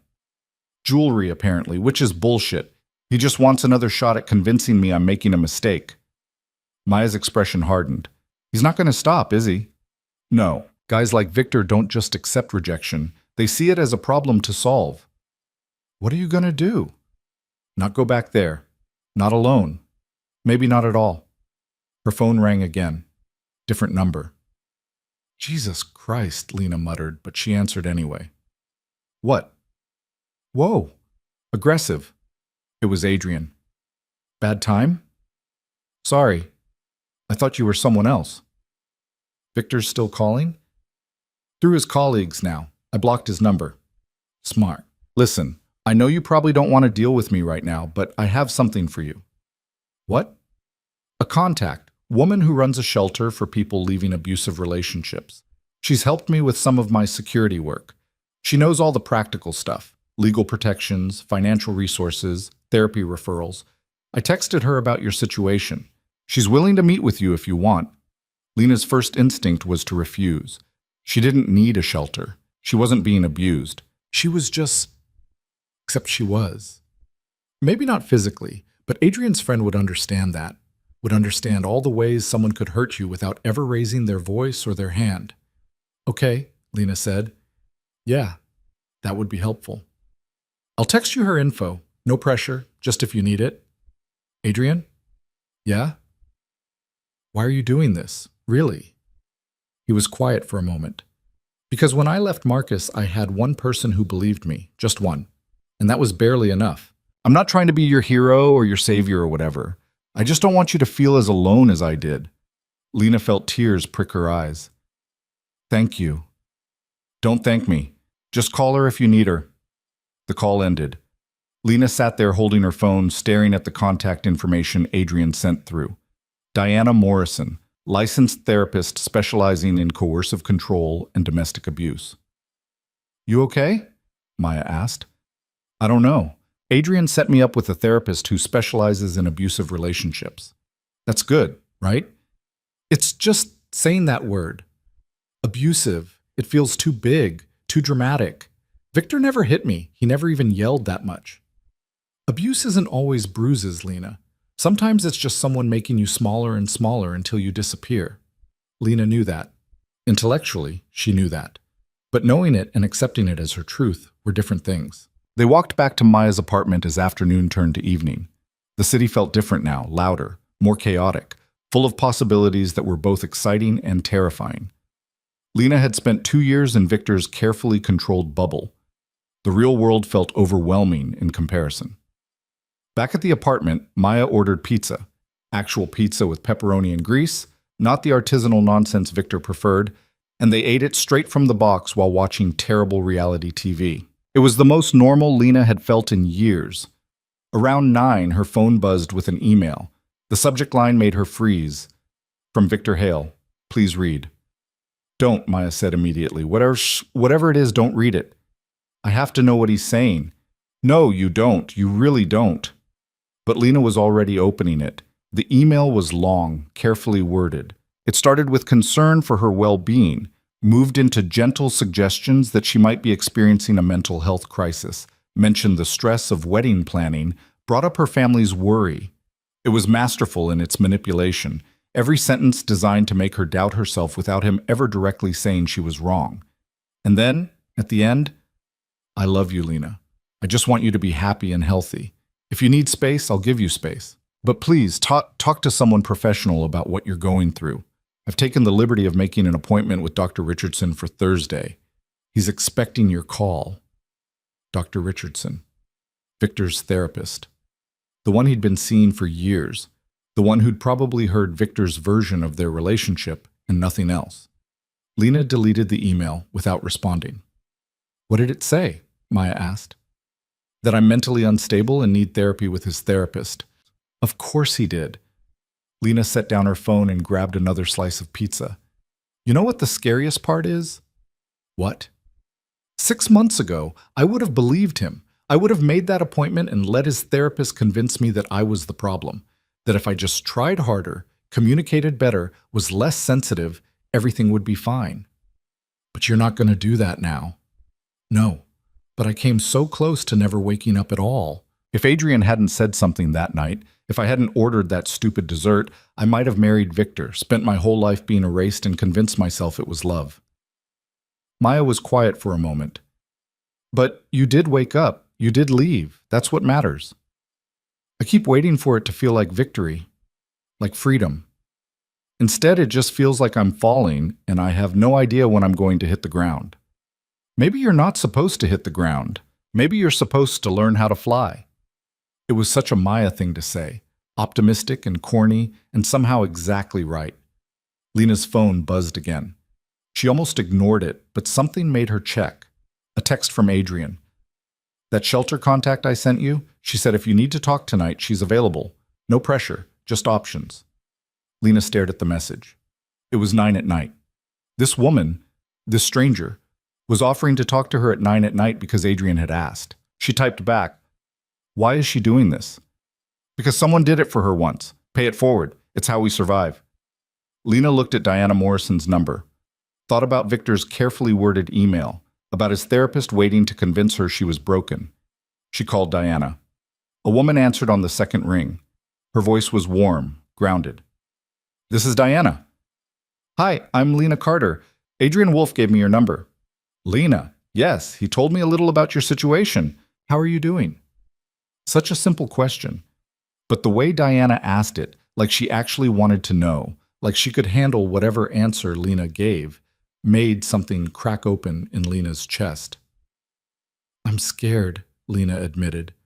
I left my fiancé 2 days ago, and I'm terrified I made a mistake. I'm terrified I didn't. I don't know how to trust my own judgment anymore. That's normal, Diana said. When someone spent years telling you that your perception is wrong, learning to trust yourself again is hard. It takes time. How much time?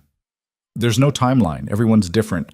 But Lena, the fact that you left, that you recognized something was wrong and acted on it, that tells me your judgment is working just fine. You're not broken. You're healing. And healing isn't pretty or linear or comfortable. Lena felt tears sliding down her face. Maya squeezed her hand.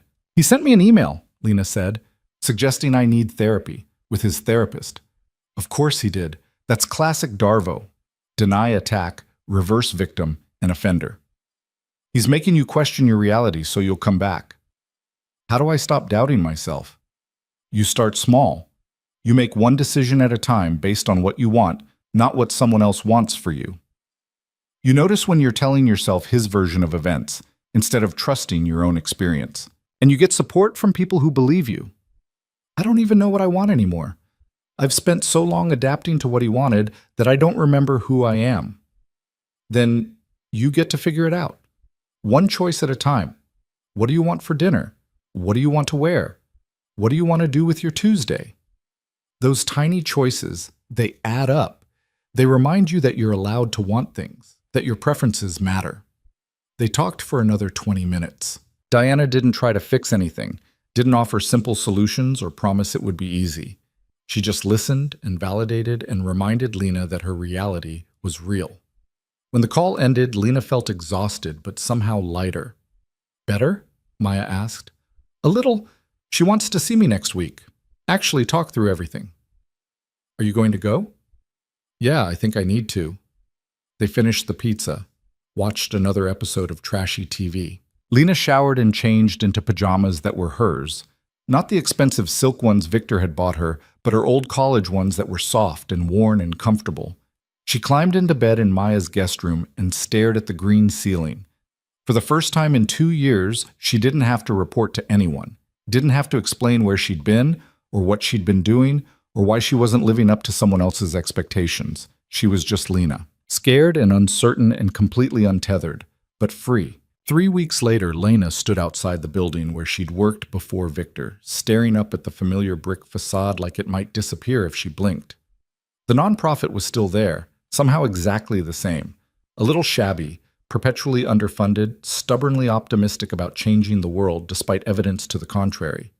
She'd walked past it twice already, chickening out both times. You can do this, she muttered to herself. You left Victor. You can handle a job interview. Except leaving Victor had been about survival. This was about rebuilding, and rebuilding meant admitting how much she'd destroyed. She pulled open the door before she could change her mind again. The reception area smelled like old coffee and photocopier ink. Behind the desk sat Marcus, not her Adrian's Marcus, a different one, who'd been the office manager since before Lena had started working here 4 years ago. He looked up and his eyes went wide. Holy shit! Lena? Hi, Marcus. I heard you were getting married to some fancy lawyer, living the dream. He said it without irony, which somehow made it worse. Yeah, well, dreams change. She shifted her bag on her shoulder. Is Rachel available? I have an appointment. She's expecting you. Go on back. Lena walked down the familiar hallway, past familiar doors, toward Rachel's office at the end. She'd worked here for 3 years, had loved this place despite the chaos and the impossible workload and the salary that barely covered rent.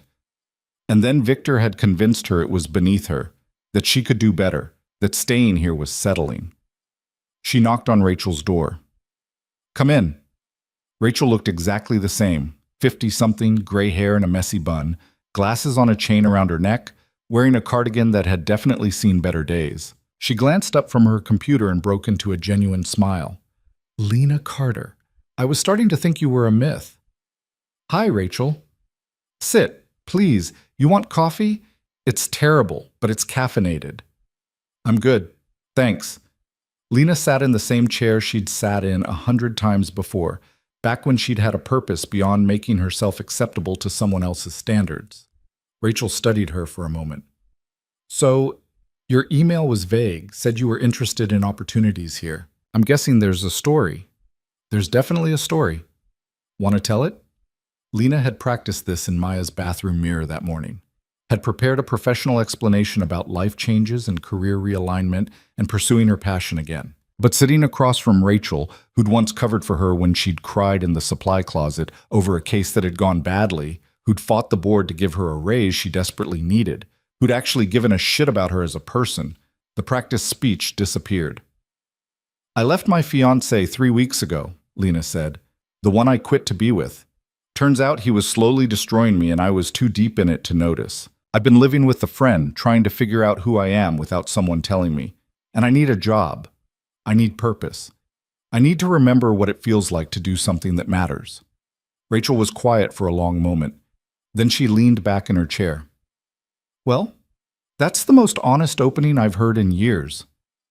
I'm done pretending things are fine when they're not. Good. Because I'm going to be honest with you too. Rachel pulled off her glasses. I'd hire you back in a heartbeat. You were one of the best caseworkers we've ever had. Smart, dedicated, actually gave a damn about the people we serve. But Lena, I can't pay you anything close to what you probably got used to. I don't care about money right now. I care about not feeling useless. The hours are long. The work is heartbreaking. You'll deal with people at their absolute worst, traumatized, desperate, sometimes violent. You'll fight bureaucracy that doesn't want to help them. You'll lose cases that should have been won. It will wreck you on a regular basis. I know. I remember. Do you? Because you've been gone for 2 years. A lot changes in 2 years. Lena thought about the past 3 weeks. The therapy sessions with Diana, where she'd had to confront exactly how much of herself she'd given away. The panic attacks that came at random moments. In grocery stores, on the subway, once in the middle of a conversation with Maya about nothing important. The night she'd lie awake convinced she'd made a catastrophic mistake by leaving Victor. I've changed too, Lena said. I'm not the same person who left here. I'm messier, more damaged, but I also know what it's like to feel trapped in a situation you can't escape. To have everyone tell you you're fine when you're drowning. I think that might make me better at this job, not worse. Rachel studied her. You're serious, completely. What about your fiancé? Ex-fiancé. Is he going to be a problem? He might try to be, but I'm handling it. Handling it how? Lena thought about the restraining order Diana had helped her file after Victor had shown up at Maya's building twice. About the lawyer Claire had found who specialized in harassment cases. About the boundary she'd drawn and was learning, slowly, to defend.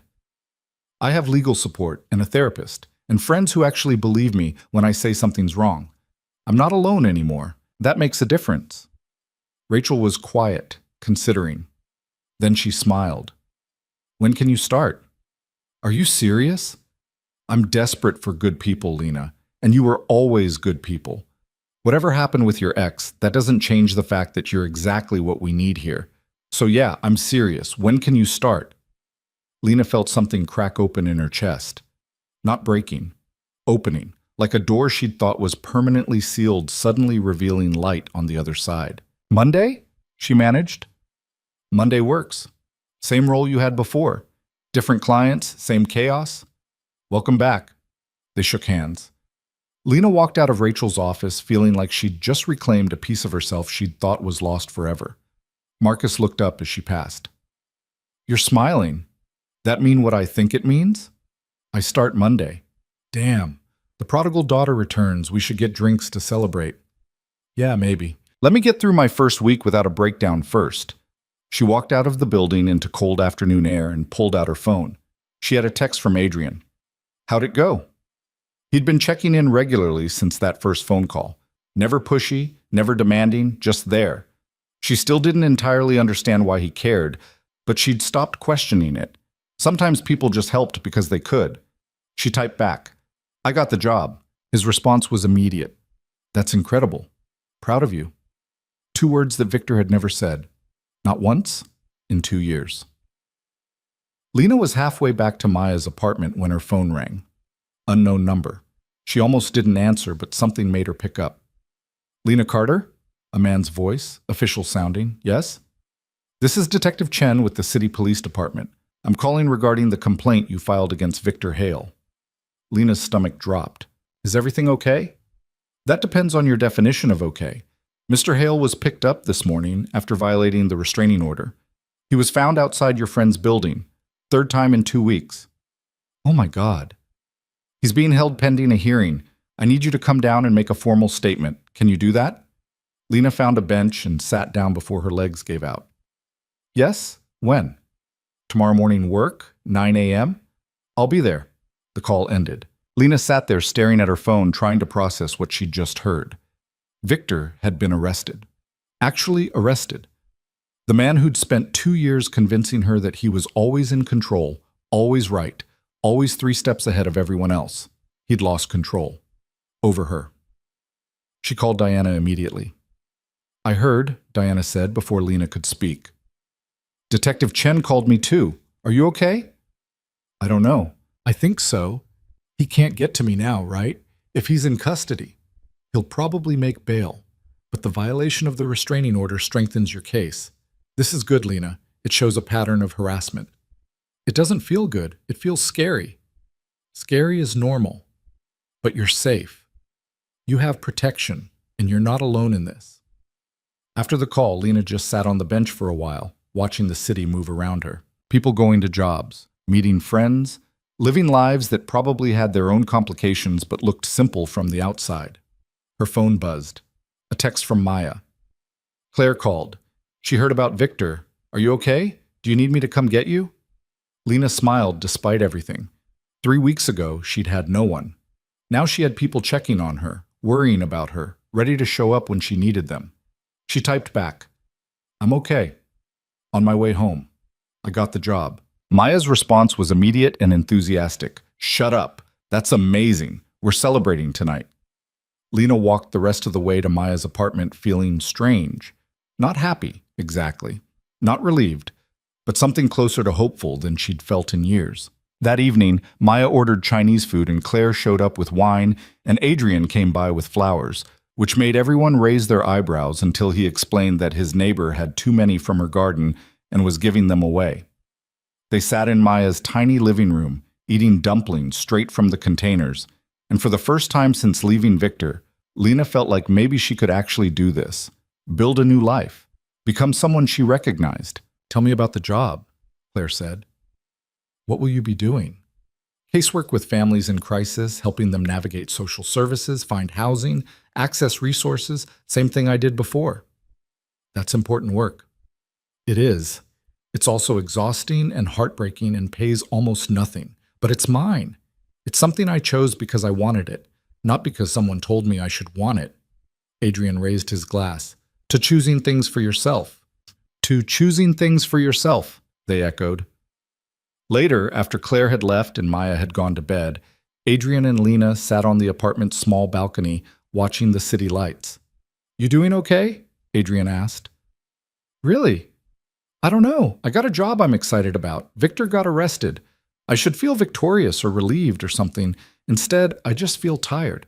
That's because recovery isn't linear. You're going to have good days and shit days and days where you can't tell the difference. That's normal. When does it stop being hard? It doesn't stop being hard. It just becomes a different kind of hard.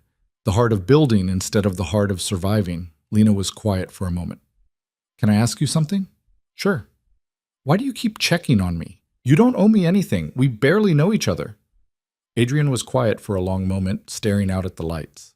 When I left Marcus, I spent 6 months convinced I'd made the worst mistake of my life. I'd wake up every morning and have to actively choose not to call him, not to apologize, not to go back. And some days I barely made that choice. I was hanging on by my fingernails. What changed? Time, therapy, distance. Eventually I started remembering who I was before him, started building a life that was actually mine. And I realized that the person I'd been with Marcus, that wasn't me. That was a performance, a survival mechanism.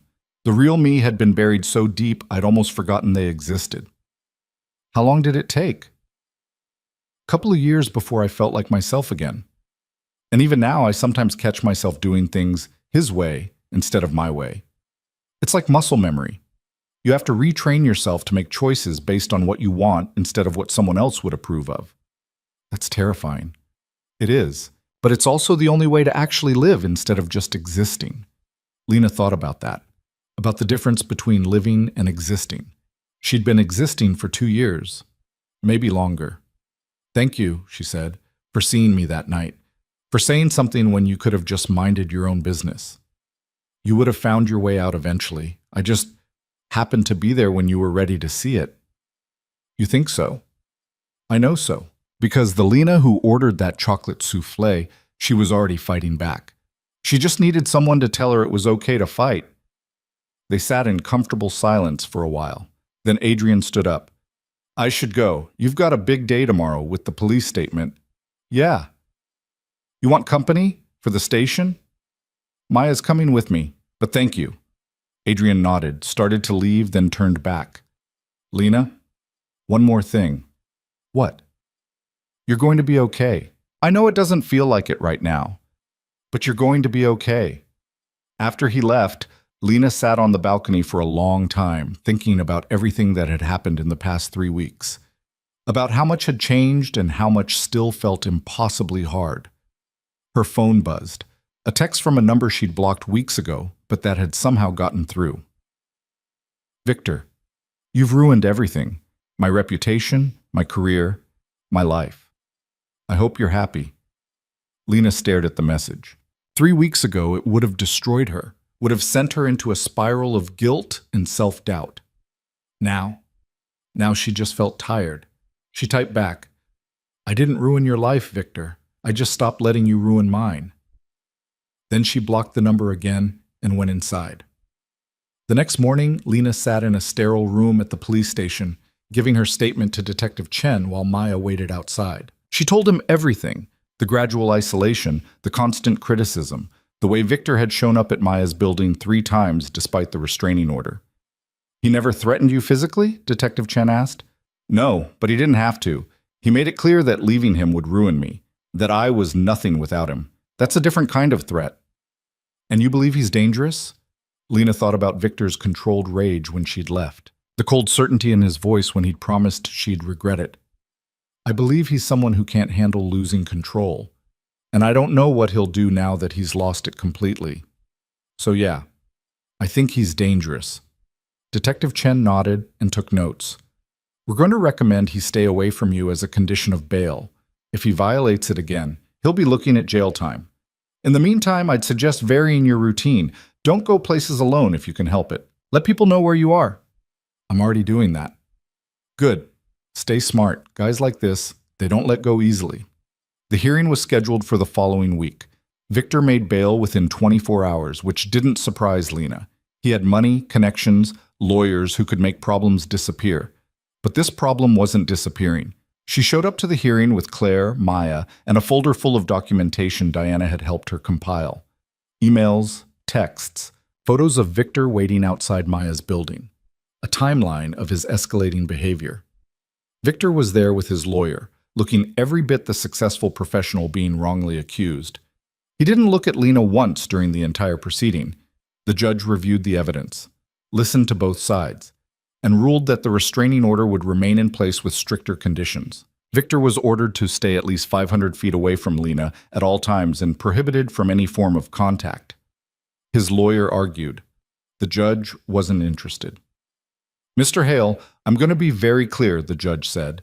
You are a successful attorney. You understand how the law works. If you violate this order again, you will be held in contempt. Do you understand? Yes, Your Honor. Victor's voice was perfectly controlled, but Lena could see the rage simmering underneath. She'd spent 2 years learning to read his micro-expressions. That skill was coming in handy now. As they left the courthouse, Claire put an arm around Lena. You did good in there. I didn't do anything. I just showed up. Showing up is half the battle. Over the next few weeks, Lena fell into a new rhythm. Work at the nonprofit, therapy with Diana, dinners with Maya, and occasional coffee with Adrian. She was rebuilding her life piece by piece, and some days it actually felt possible. The work was exactly as hard as Rachel had warned. Lena dealt with domestic violence survivors, refugees, families on the edge of homelessness, people whose lives had been shattered and who were trying desperately to put the pieces back together. She understood them in a way she never could have before Victor. One afternoon, she was meeting with a woman named Sarah who'd left her husband after 15 years of emotional abuse. Sarah sat across from Lena's desk, wringing her hands, second-guessing everything. Maybe I'm overreacting, Sarah said for the 3rd time. He never hit me. He made me feel small, stupid, like I couldn't do anything right. That's abuse, Lena said gently. It doesn't have to leave bruises to be real. But what if I'm wrong? What if I just threw away a marriage over nothing? Lena recognized that doubt, had felt it herself countless times. Sarah, you're not wrong. Your feelings are valid, and leaving took incredible courage. Don't let anyone, including yourself, minimize that. Sarah's eyes filled with tears. How do you know it gets better? Everyone keeps telling me it gets better, but right now it just feels impossible. Because I left someone like your husband 3 months ago. And yeah, it's hard. Some days it's really fucking hard. But I'm not disappearing anymore. I'm not making myself smaller to fit into someone else's vision of who I should be. That's worth the hard days. Sarah nodded slowly. Thank you for being honest. Everyone else just gives me platitudes. Platitudes don't help. The truth helps, even when it's ugly. After Sarah left, Lena sat at her desk and felt something settle into place. This was what she was supposed to be doing, not attending charity galas or learning which fork to use or making herself acceptable to Victor's colleagues. This, helping people who were where she'd been, making them feel less alone. That evening, Adrian called. You busy? Just leaving work. Why? I have something to show you. Can you meet me at the coffee shop, the one where we first talked? That's cryptic. Just trust me. 20 minutes later, Lena walked into the coffee shop and found Adrian sitting at the same corner table. He had a folder in front of him. What's this? She asked, sitting down. Information. He slid the folder across to her. About Victor. Lena stared at it. What kind of information? The kind you need to know. Open it. She opened the folder. Inside were printouts, legal documents, news articles, screenshots of social media posts. She scanned them quickly, her heart starting to pound. He's been doing this to other people, she said slowly. There are 3 other women here who filed complaints against him. Harassment, stalking. One got a restraining order 2 years ago. Before he met you, Adrian confirmed. I had a friend do some digging, discreetly. Victor has a pattern. You weren't his first victim. You probably won't be his last unless someone stops him. Lena felt sick. Why didn't any of this come up before, when I was with him? Because he's good at covering his tracks, good at making it look like the women were unstable or vindictive, good at using his position and reputation to discredit anyone who speaks up. What am I supposed to do with this? Whatever you want. Give it to your lawyer. Give it to the detective. Use it to protect yourself. Or don't. It's your choice. I just thought you should know you're not crazy. You're not the problem. He's the problem, and he's been the problem for a long time. Lena flipped through the pages, reading stories that could have been her own. Different details, same pattern. The gradual isolation, the criticism masked as concern, the escalation after they tried to leave. This one, she said, pointing to an article. Jessica Morton. She's a lawyer now, at a firm downtown. You want to talk to her? I don't know, maybe? Lena closed the folder. This is a lot to process. Take your time. No pressure. They sat in silence for a while. Lena sipped her coffee and tried to figure out how she felt about this information. Part of her was relieved, more evidence that she wasn't wrong, that Victor really was dangerous. Part of her was horrified that other women had gone through this, that she might have been able to prevent it if she'd known. Thank you, she said finally, for digging this up, for giving me the choice about what to do with it. That's what we do, right?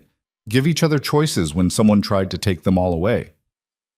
A week later, Lena sat in a different coffee shop across from Jessica Morton.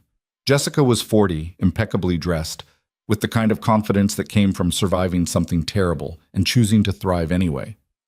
So you're Victor's latest victim, Jessica said without preamble.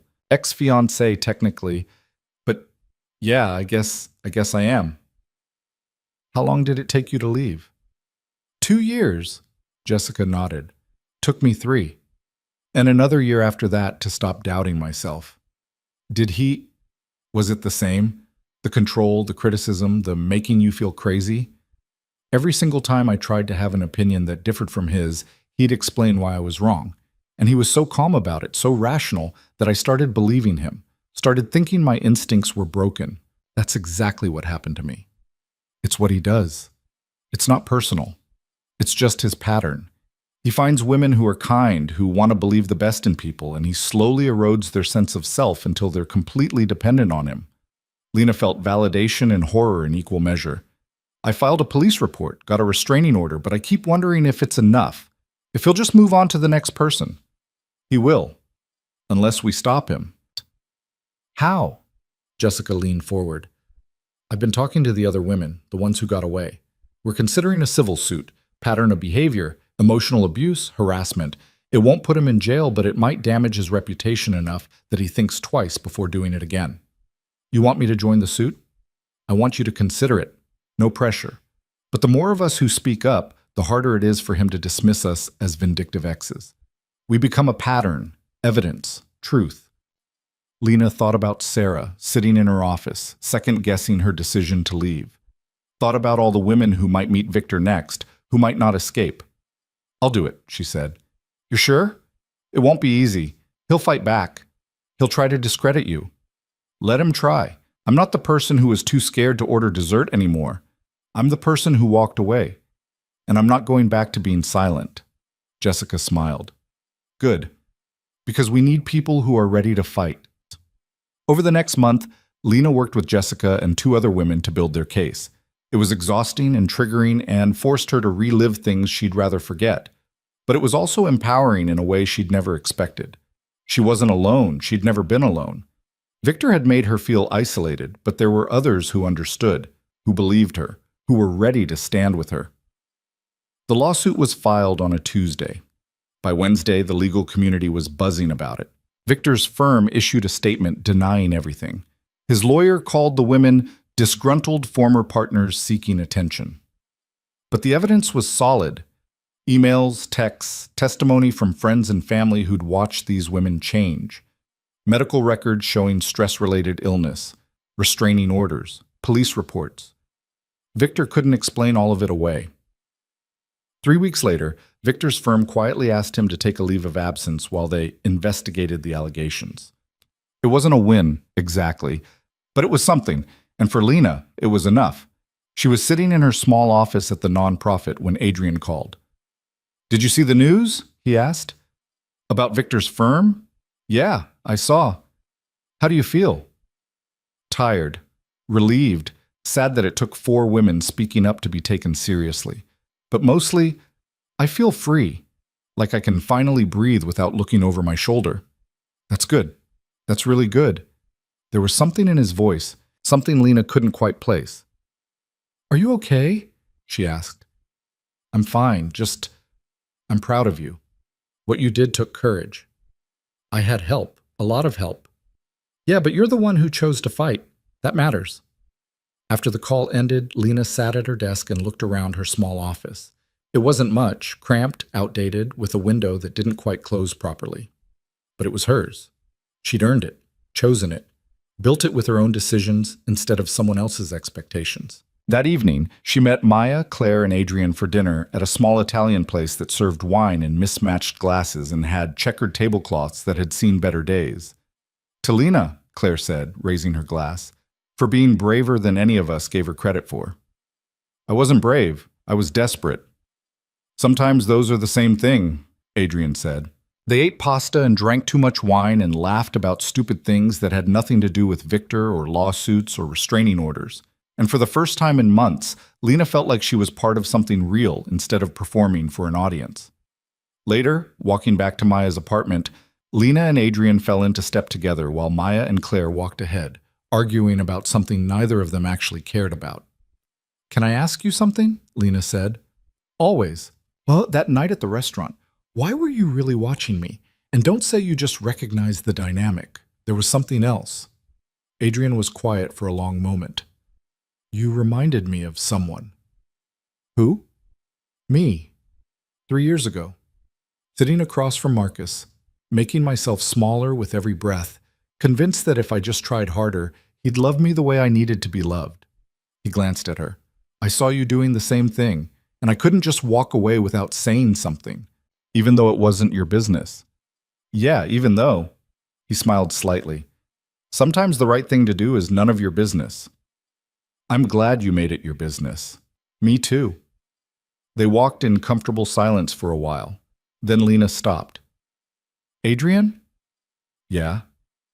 "I don't know how to thank you for everything. For seeing me when I'd stopped seeing myself. For standing next to me while I figured out how to fight back.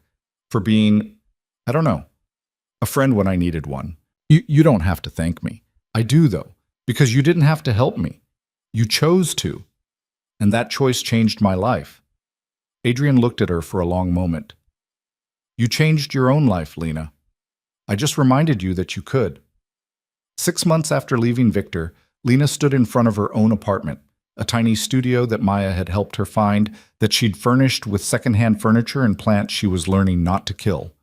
It wasn't much, but it was hers. She had a job she cared about, friends who actually knew her, a therapist who'd helped her untangle 2 years of manipulation, a life that belonged to her instead of someone else. Some days were still hard. She still had moments where she doubted herself, where Victor's voice in her head told her she'd made a mistake. But those moments were getting rarer, quieter, easier to dismiss. She was learning to trust herself again, to make choices based on what she wanted instead of what someone else would approve of, to take up space instead of making herself smaller. It was messy and imperfect and sometimes terrifying.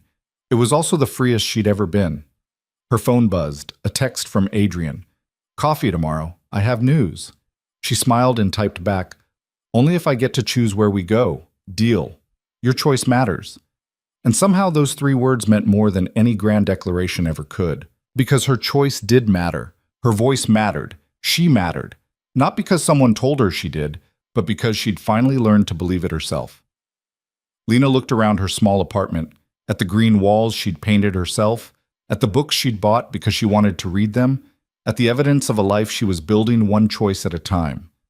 She'd forgotten her worth for a while, let someone convince her she was nothing without their guidance. But she'd remembered, slowly, painfully, with help from people who'd refused to let her stay invisible. And now, standing in her own space, making her own choices, living her own life, she finally understood what freedom tasted like. It tasted like chocolate souffle. It tasted like defiance. It tasted like coming home to herself after years of being lost. And it was better than anything she could have imagined.